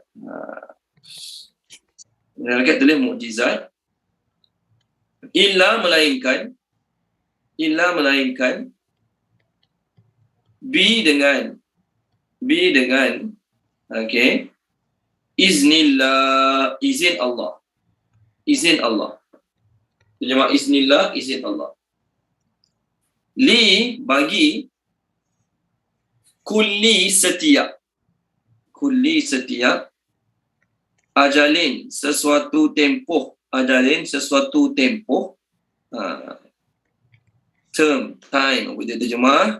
Kitabun telah tertulis. Terjemah kitabun telah tertulis. Terjemah kitab lah. Maksud kitab tu apa? Telah tertulis. Puan Tamsiah Syuaib terjemahkan boleh? Puan Tamsiah Syuaib terjemahkan.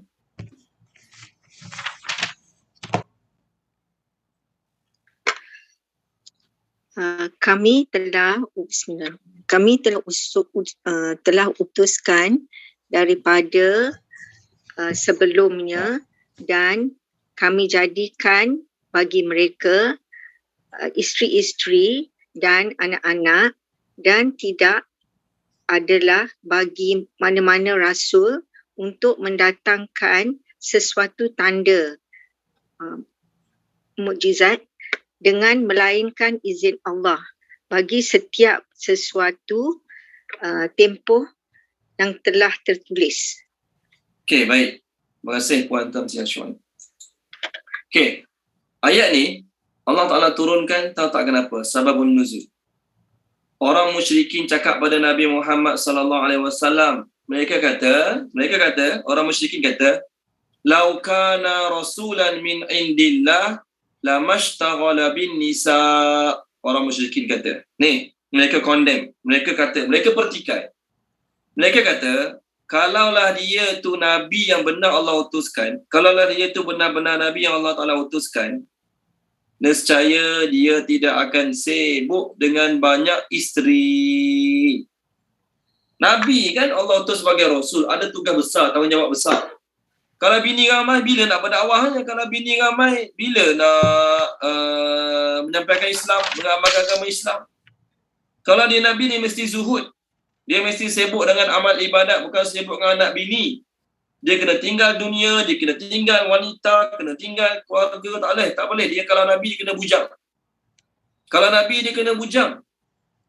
Sebab bila bujang barulah boleh fokus dakwah, fokus sampaikan agama.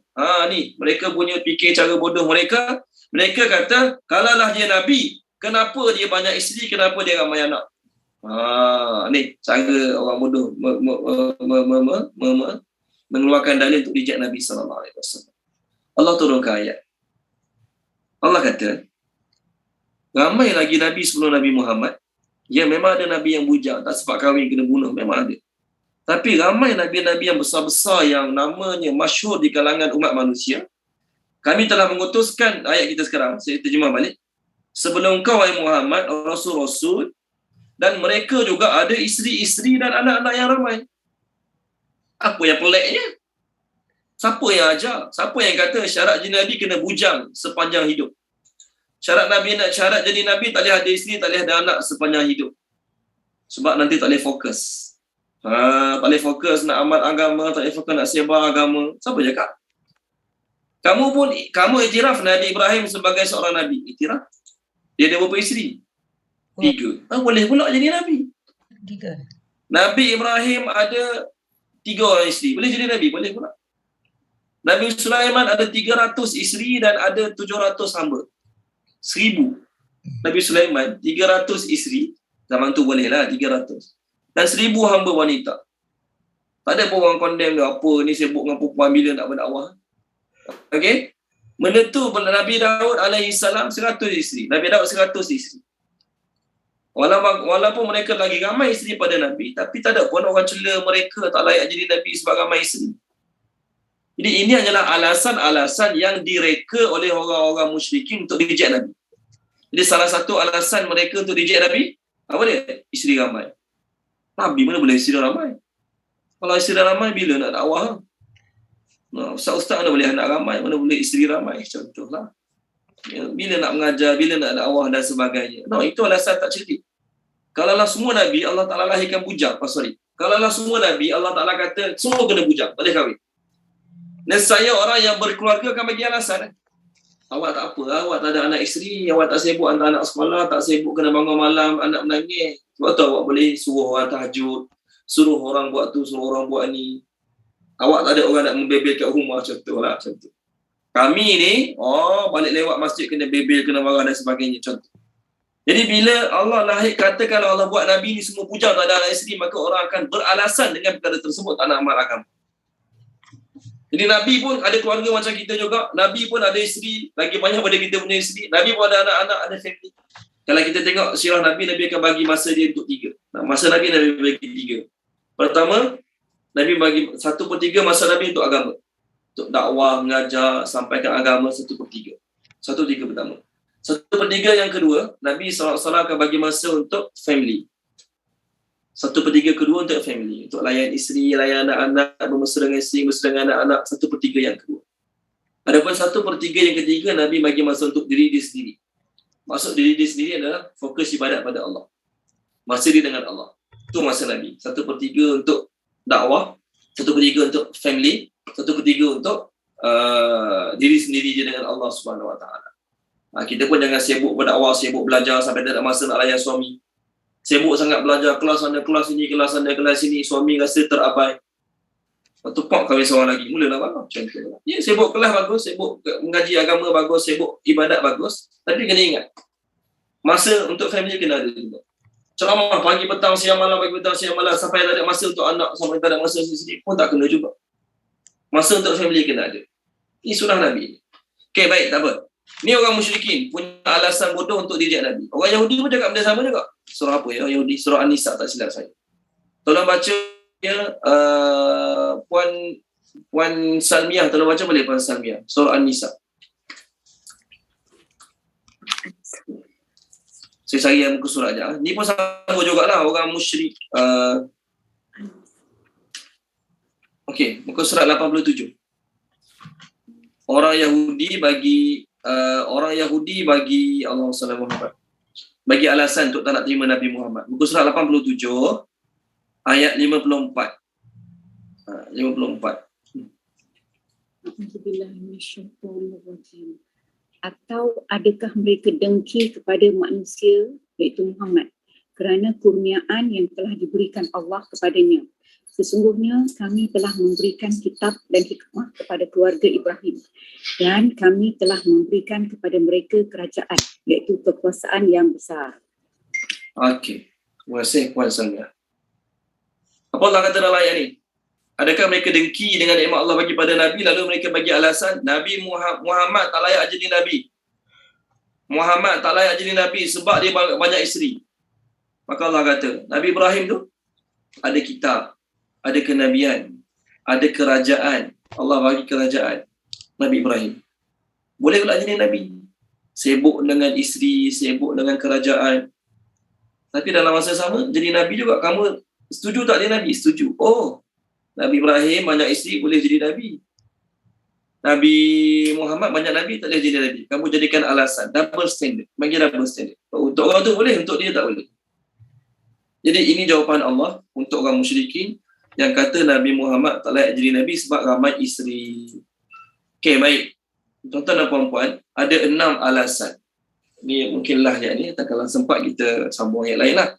Ada 6 alasan yang orang musyrikin guna untuk reject Nabi daripada jadi Nabi.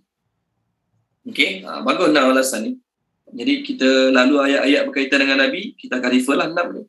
Kalau boleh catat, kalau boleh kita catat. Nanti mana tahu sampai ayat mengenai, okey, orang kafir reject 3 perkara. Orang kafir reject kebenaran keesaan Allah. Orang kafir reject Nabi Muhammad. Orang kafir reject Al-Quran. Kan? Jadi ini 6 syubhah yang mereka timbulkan untuk menolak kenabian Nabi Muhammad SAW. Boleh boleh tulis 6 ni supaya nanti bila sampai ayat yang lebih kurang macam ni lah, ala-ala seorang kafir nak reject Nabi, kita boleh laju lah, kita tak perlu ulang banyak kali. Boleh?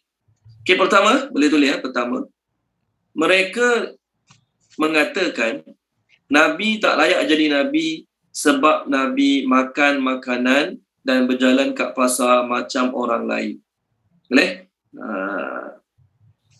Pertama, alasan mereka Nabi tak layak jadi Nabi sebab makan makanan kat pasar, makan makanan macam kita dan berjalan kat pasar macam orang lain. Boleh? Itu nombor 1. Tolong baca dia, Tuan Haji Zali boleh? Tuan Haji Zali Sulaiman tolong baca. Surah Al-Furqan. Surah Al-Furqan. Okey. Surah Al-Furqan. Muka surat 360. Muka surat 360. Ayat 7. Ayat 7. Dan mereka berkata, mengapa Rasul ini makan makanan dan berjalan-jalan di pasar-pasar? Mengapa malaikat tidak diturunkan kepadanya agar malaikat itu memberikan peringatan bersama baginda? Okey. Terima kasih Tuan Haji Izzali. Ini alasan mereka yang pertama. Nabi apa makan makanan macam kita, jalan kat pasar macam kita. Patutnya Nabi ni Allah pilih yang tak perlu makan. Tak perlu pergi pasar beli barang, nak bini, tak perlu. Nabi ni fokus dia ibadat dakwah. Nabi tu tak perlu ada keperluan hidup macam orang lain. Ini alasan bodoh pertama yang mereka gunakan untuk reject Nabi. Maka Allah jawab. Tolong baca boleh? Puan Tamsiah Syuaib, tolong baca Puan Tamsiah boleh? Buku surat sebelah dia, 361. Tadi 360, ni 361. Ayat 20. Ayat 20. Ya, Ustaz.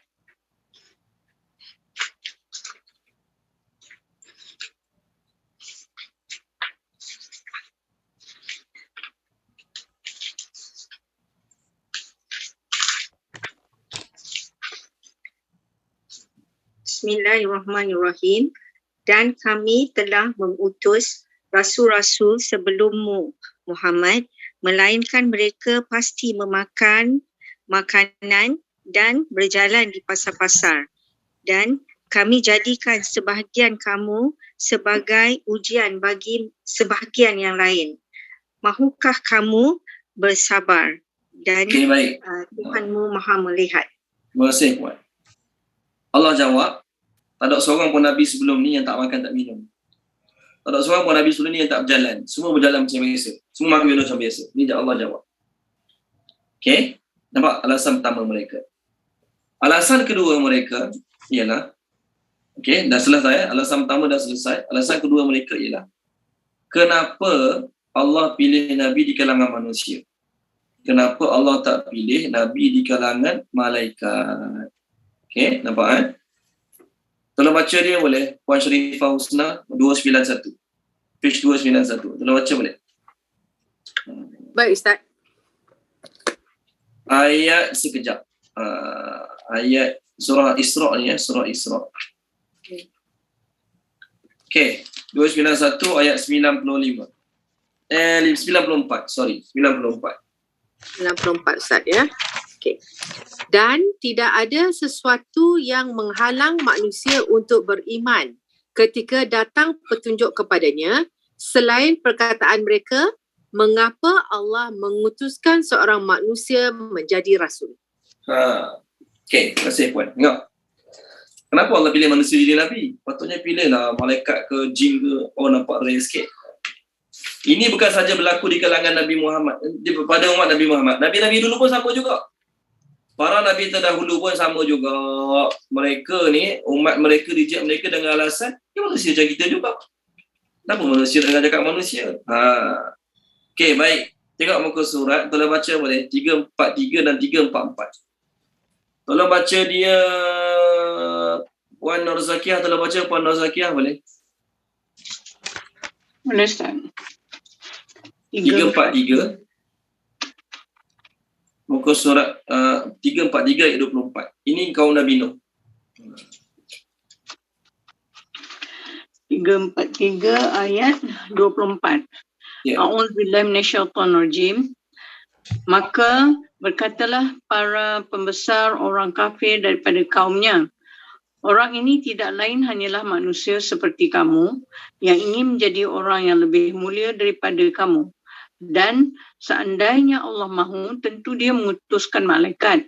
Belum pernah kami mendengar seruan seperti ini pada masa nenek moyang kami dahulu. Okey, nampak? Ni kaum Nabi Nuh. Puan Maisarah, kalau baca boleh Puan Maisarah? 344. Boleh? 344 sekejap. Ayat 33 dan 34.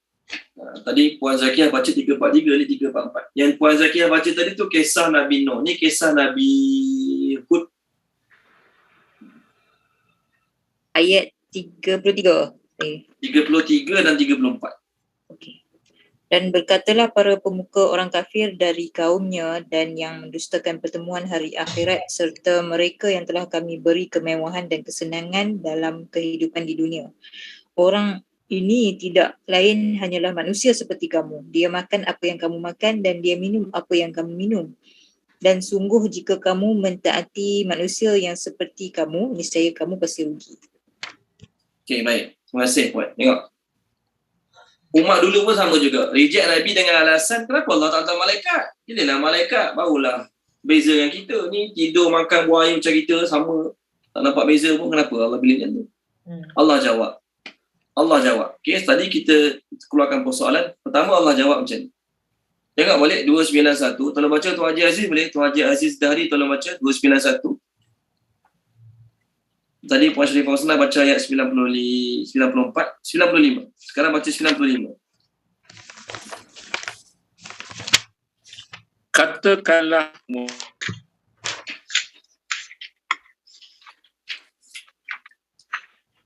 Tuan Haji Aziz, putus. Tuan Haji Aziz putus.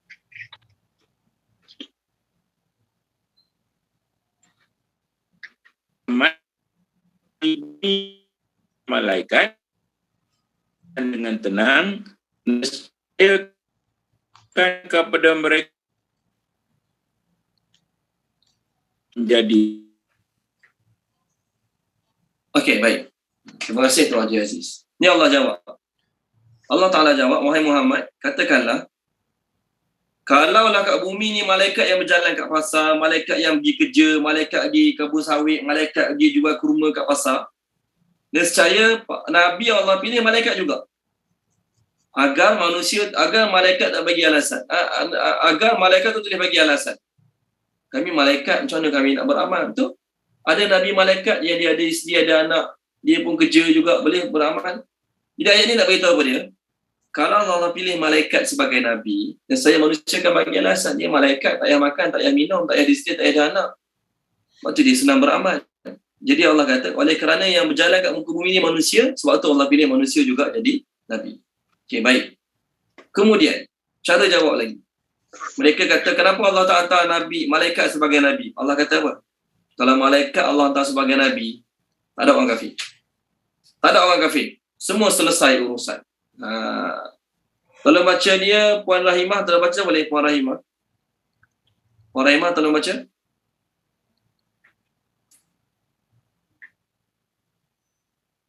Ada Puan Rahimah?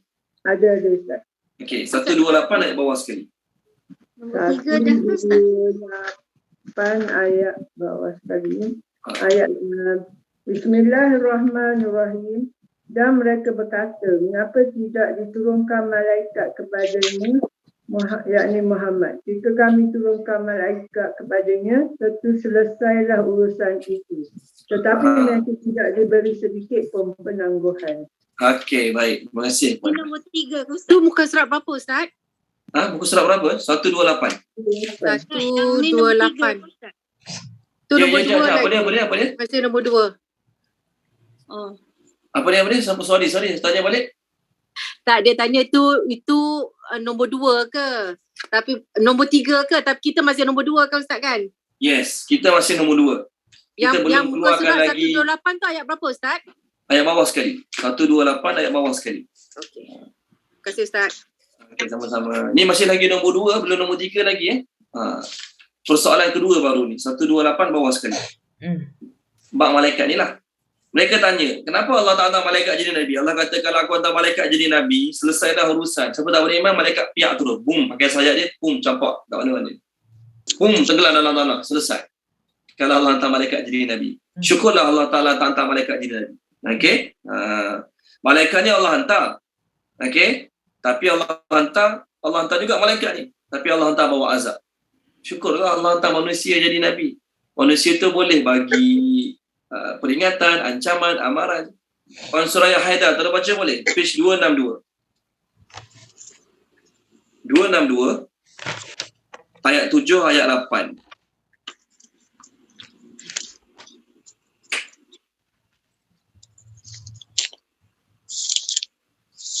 Ni masih lagi jawapan pada malaikat-malaikat. Ni kita panjang sikit ambil masa. Kita jawab 2-3 ayat. Sebab lepas ni kita akan soal jawab tu je. Boleh? Nombor 7 ya Ustaz. Ya, ayat 7, ayat 8. Mengapa engkau tidak mendatangkan malaikat kepada kami jika engkau termasuk orang yang benar? Kami tidak menurunkan malaikat melainkan dengan kebenaran untuk membawa azab dan mereka ketika itu tidak diberikan penangguhan. Okey, baik. Terima kasih Puan. Mereka kata, kenapa Allah tak turunkan malaikat? Maka Allah kata, kalau kami turunkan malaikat, malaikat tu datang bukan bagi ancaman, malaikat tu datang bukan bagi amaran, bawa azab terus. Kamu masa tu dah tak ada tempoh tangguh-tangguh lagi dah. Dah tak ada pos-pos nak gitu. Okey, baik, jelas lah. Itu yang kedua, selesai. Jadi apa soalan dia, apa jawapan dia? Kita dah lalu. Yang ketiga, alasan mereka reject Nabi ialah sekarang. Kita sedang bincang. Apa alasan mereka? Kalaulah Nabi itu benar daripada Allah, nescaya dia takkan sibukkan diri dengan isteri-isteri. Boleh? Kalaulah Nabi itu, persoalan ketiga yang mereka timbulkan ialah, kalaulah Nabi itu benar utusan Allah, nescaya dia tidak akan sibukkan diri dengan isteri-isteri dan anak-anak. Itu soalan dia. Jadi apa jawapan dia? Ayat kita sekarang jawapan dia. Tulis terus je lah. Tak perlu terangkan lagi. Dan juga ayat dalam surah An-Nisa tadi. Ayat kita sekarang dan juga surah An-Nisa tadi. Jadi jawapannya macam ni. Nabi-Nabi dulu pun ada isteri juga. Lagi ramai pada Nabi Muhammad. Boleh pula kamu terima dia sebagai Nabi. Tiba-tiba Nabi Muhammad isteri lebih pada seorang, kamu kata tak layak jadi Nabi. Itu satu. Dan Dan juga sekarang lah, bukan sekarang. Yang kedua, jawapan dia surah An-Nisa ayat 54. Surah An-Nisa ayat yang ke-54. Allah kata, Nabi Ibrahim pun ada isteri juga. Nabi Ibrahim pun ada isteri ramai juga. Tapi boleh jadi Nabi, boleh ajar kitab, boleh berdakwah. Kamu terima pula. Oh, Nabi Ibrahim boleh. Nabi Muhammad tak boleh. Tu yang ketiga. Yang keempat. Okey, yang keempat ialah, kalaulah dia benar Rasul utusan Allah, nescaya dia akan bawa apa saja mukjizat yang kami minta. Kalaulah dia tu benar Rasul daripada Allah, kan, kami minta mukjizat tu dia mesti boleh. Minta mukjizat ni dia mesti boleh. Okey, contoh. Okey, ni yang berapa ni? Yang keempat. Surah Al-Anbiya. Ni sekadar contoh. Banyak lagi ayat macam ni. Surah Al-Anbiya, tolong baca dia. Puan Salmiah tolong baca surah Al-Anbiya boleh? Puan Salmiah. Muka surat 322. Ayat 5. Muka surat berapa Ustaz? 32? 322. Oh, 322. Ayat 5.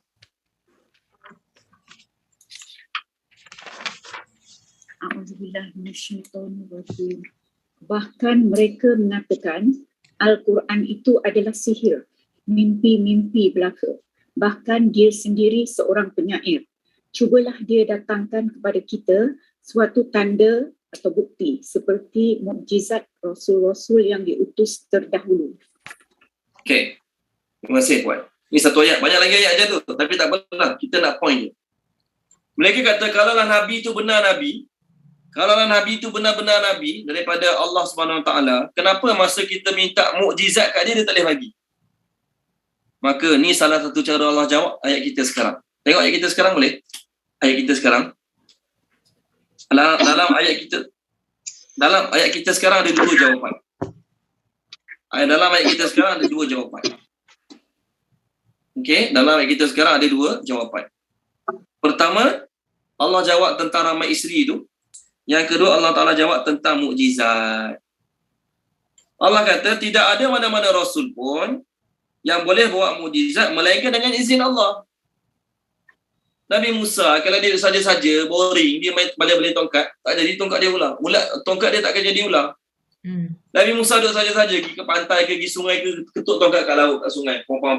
Boleh tak tongkat tu buat terbelah laut jadi 12 ke, sungai jadi 12 lorong ke? Ataupun tongkat Nabi Musa tu ada sekarang ni tersimpan kat mana-mana, saya jumpa, saya ambil, buat kat sungai. Pompang. Jadi tak jadi. Minta sahabat-sahabat tolong miyukkan boleh? Semua sahabat-sahabat tolong miyukkan boleh? Minta tolong miyukkan. Okey? Jadi tuan-tuan dan puan-puan, mukjizat yang ada pada para Nabi adalah datang daripada Allah SWT dengan izin Allah. Bukan Nabi Muhammad saja yang kalaulah kaum mereka minta mukjizat, Nabi Muhammad tak bagi. Nabi-Nabi terdahulu pun ada juga yang umat mereka minta mukjizat, Nabi tu tak dapat tunaikan. Sebab apa? Mukjizat tu datang dengan izin Allah, bukan kehendak Nabi tu. Ini cara jawab. Ini salah satu cara jawab lah. Antara jawapan-jawapan lain ialah kenapa Allah tak bagi mukjizat pada Nabi itu? Sebab kalau Allah bagi pun belum tentu mereka beriman. Boleh tulis. Nanti kita refer ayat dia. Kalau Allah bagi pun belum tentu mereka akan beriman. Okey. Jawapan lain, kalau Allah bagi mukjizat pada mereka, mereka tahu tak apa kesan dia. Lepas Allah bagi mukjizat pada mereka, minta mukjizat dengan Nabi. Kalaulah Allah bagi mukjizat pada Nabi itu, lepas mereka tengok mukjizat, mereka tak nak beriman, mereka akan dapat azab. Contoh, saya bagi satu ayat, muka surat 132. Tolong baca dia, muka surat 132. Puan Izawani, tolong baca Puan Izawani. 132. Ayat 37. Bismillahirrahmanirrahim. Mereka golongan kafir musyrik berkata, mengapa tidak diturunkan kepadanya Muhammad satu mukjizat daripada Tuhannya? Katakanlah, wahai Muhammad, sesungguhnya Allah berkuasa menurunkan satu mukjizat, tapi kebanyakan mereka tidak mengetahui balasan yang akan menimpa mereka sekiranya mereka masih enggan beriman. Ni balasan ni terjemah yang saya bagi ke terjemah kat Quran ni, Puan? Quran? Bagus. Terjemah tu betul. Mereka minta mukjizat. Mereka tak tahu sebenarnya kalau Allah bagi mukjizat, mereka tak beriman juga. Mereka tak tahu balasan yang bakal menimpa mereka. Ni sebab Allah tak bagi mukjizat. Saya rasa tak semua terjemah ada terangkan benda tersebut. Mereka minta mukjizat, Allah tak bagi. Mereka tak tahu. Apa mereka tak tahu? Mereka tak tahu kalaulah mukjizat mereka minta tu Allah tunaikan, lepas pada tu tak beriman juga, mereka akan dapat nasib macam kaum Nabi Saleh. Minta mukjizat, unta keluar daripada batu, Allah buat tapi tak beriman juga. Pada muka. Okey, baik. Persoalan yang kelima. Tadi dah mempak kan? Soalan dia dah keluarkan, jawapan pun kita dah jawab. Yang kelima ialah mereka selalu minta ataupun cabar Nabi turunkan azab. Boleh? Mereka selalu minta ataupun cabar Nabi turunkan azab. Kalau bentuk kau Nabi, kau warning tu, warning ni, bagi ancaman tu, bagi ancaman ni, bagilah sekarang. Kalau bentuk kau Nabi. Contoh. Ni ayat-ayat yang kita akan refer. Wan Tamsiyah Syuaib, tolong baca boleh?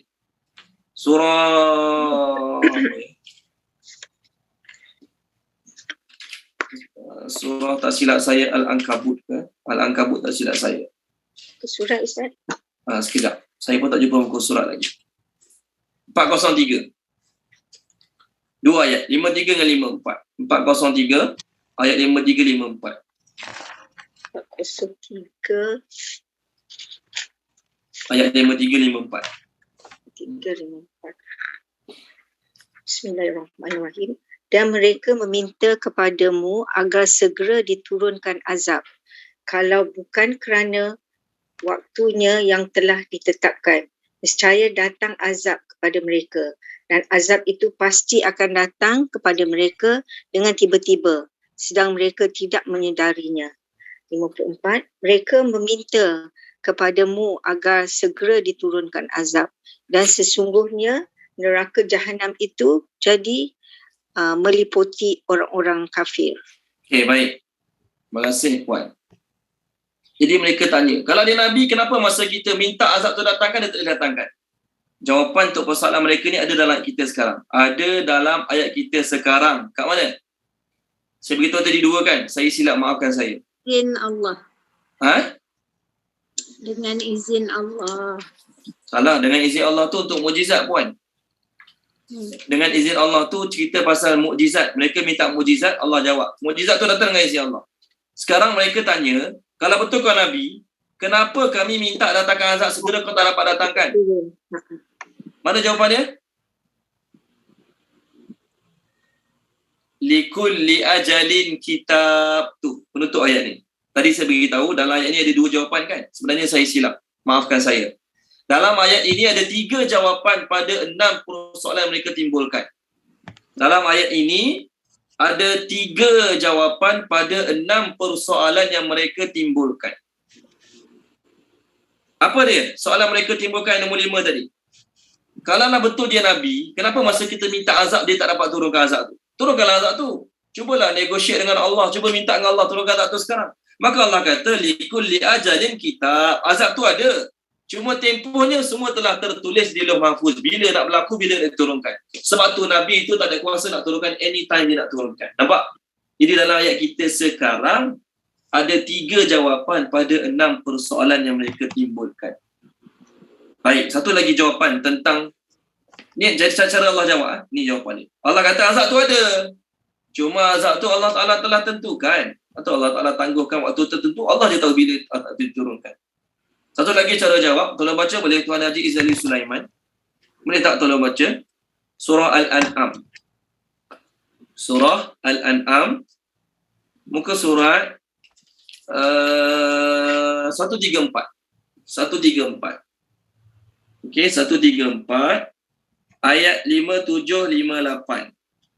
5758. Ni jawapan kepada orang kafir yang tanya. Kalau dia Nabi, kenapa dia tak dapat datangkan azab sekarang? Bagilah azab sekarang. Tolong baca. Katakanlah Muhammad, aku berada di atas keterangan yang nyata, iaitu Al-Quran daripada Tuhanku. Sedangkan kamu mendustakannya. Bukanlah tugasku untuk menurunkan azab yang kamu tuntut untuk disegerakan kedatangannya. Menetapkan hukum itu hanyalah hak Allah. Dia menerangkan kebenaran dan dia pemberi keputusan yang terbaik. Katakanlah Muhammad, seandainya ada padaku apa azab yang kamu minta agar disegerakan kedatangannya, sudah tentu selesailah segala perkara antara aku dan kamu. Dan Allah lebih mengetahui tentang orang-orang yang zalim. Okey, terima kasih. Tuan Haji Zali Sulaiman. Nampak? Kamu minta azab dengan aku. Minta azab dengan aku. Kalau azab tu ada kat tangan aku, dah lama aku bagi. Kalau azab tu ada kat tangan Nabi, Nabi pun tanya balik. Nak azab yang mana satu? Nak yang kena kaum Nabi Lut ke? Nak yang kena kaum Madian ke? Nak kena kaum Nabi Soleh ke? Nabi Nuh? Pilih-pilih. Ada package A, package B, package C. Pilih-pilih. Ada azab yang kena dalam masa 1 hari. Ada azab yang kena dalam masa 7 hari 8 malam. Pilih yang nak azab mana satu. Jadi kalau ada kat tangan aku, dah lama aku bagi. Tak ada kat tangan aku sebab tu aku tak boleh bagi. Boleh? Itu cara jawab untuk persoalan yang kelima. Yang keenam tuan-tuan dan puan-puan. Minggu depan. Boleh yang keenam minggu depan boleh tak? Boleh sebab apa? Boleh, sebab Ustaz. ayat minggu depan, ayat 39, sekarang kita beritahu 38 kan? Sekarang kita beritahu 38. Ayat 39 minggu depan adalah jawapan kepada persoalan keenam yang mereka timbulkan. Boleh? Ayat 39. Ayat 39, okey. Minggu depan, ayat 39 kita masuk adalah jawapan kepada persoalan yang keenam yang mereka akan timbulkan. Boleh? Jadi tuan-tuan cuba baca terjemah ayat 29 tu, 39 tu, agak-agak apa persoalan yang mereka timbulkan. Okey, itu homework pada tuan-tuan dan puan-puan malam ni. Minggu depan kita sama balik insya-Allah. Apa yang baik pada Allah Subhanahu Wa Taala, apa yang tak baik daripada kekurangan kelemahan saya, minta maaf pada tuan-tuan, minta apa pada Allah Taala. Sebelum habis kelas, kita niatkan pengajian kita malam ni, kita dengar ayat Quran, kita dengar hadis Nabi malam ni, kita niatkan sebagai tawassul. Penyebab Allah Ta'ala sembuhkan Ibu Puan Nur Zakiah. Puan Zakiah, Ibu masih kat hospital ke Puan Zakiah? Kita lagi, Ustaz. Kat hospital lagi. Jadi kita niatkan Allah sembuhkan Ibu Puan Nur Zakiah, Terima kasih, Ustaz. Puan Nur Azah, Puan Maziah, biasa join kelas kita. Amin. Dan seorang lagi, kita niatkan Allah sembuhkan Kapten Haji Mustafa. Kita kenalkan Haji Mustafa, Kapten Haji Mustafa. Biasa datang kelas kita dekat SS19 dulu. Suami kepada Puan Siti Nolis yang akan buat pembedahan jantung nanti insya-Allah. Kita nakkan Allah sembuhkan mereka. Bismillahirrahmanirrahim. Alhamdulillahirabbil wassalatu wassalamu ala sayyidina Muhammadin wa ala alihi wa sahbihi ajma'in. Ya awwalal awwalin ya akhiral akhirin ya zal quwwatil matin ya rahimal masakin ya arhamar rahimin. Allahumma shfina washfi mardal Allahumma shfina washfi mardal muslimin. Allahumma rabban nas adhibil ba'sa washfi anta syafi la shifaa illa shifa'uk shifaan la yughadiru saqama. Allahumma shfi umma Puan Zakiah. Allahumma shfi Kapten Haji Mustafa. Allahumma shfihima. Allahumma yassir jami'a umurihima fi dunya wal akhirah. Allahumma rzuq lahum as-sihhata was-salama wal afwa wal afiyah fi dunya wal akhirah. Allahumma rzuq lahum as-sihhata was-salama wal afwa wal afiyah fi dunya wal akhirah. Allahumma yassir jami'a umurina wa umurihina. Allahumma yassir jami'a umurina wa umurihima fi dunya wal akhirah. Allahumma ya qadiyal hajat iqdi hawaijana wa hawaijahum. Rabbana atina fid dunya hasanah wa fil akhirati hasanah wa qina azabannar. Alhamdulillahi rabbil alamin. Okey, jumpa lagi minggu depan. Assalamualaikum warahmatullahi wabarakatuh. Waalaikumsalam. Terima kasih Ustaz. Sama-sama. Sama-sama. Sama-sama. Sama-sama. Assalamualaikum. Wassalamualaikum warahmatullahi wabarakatuh.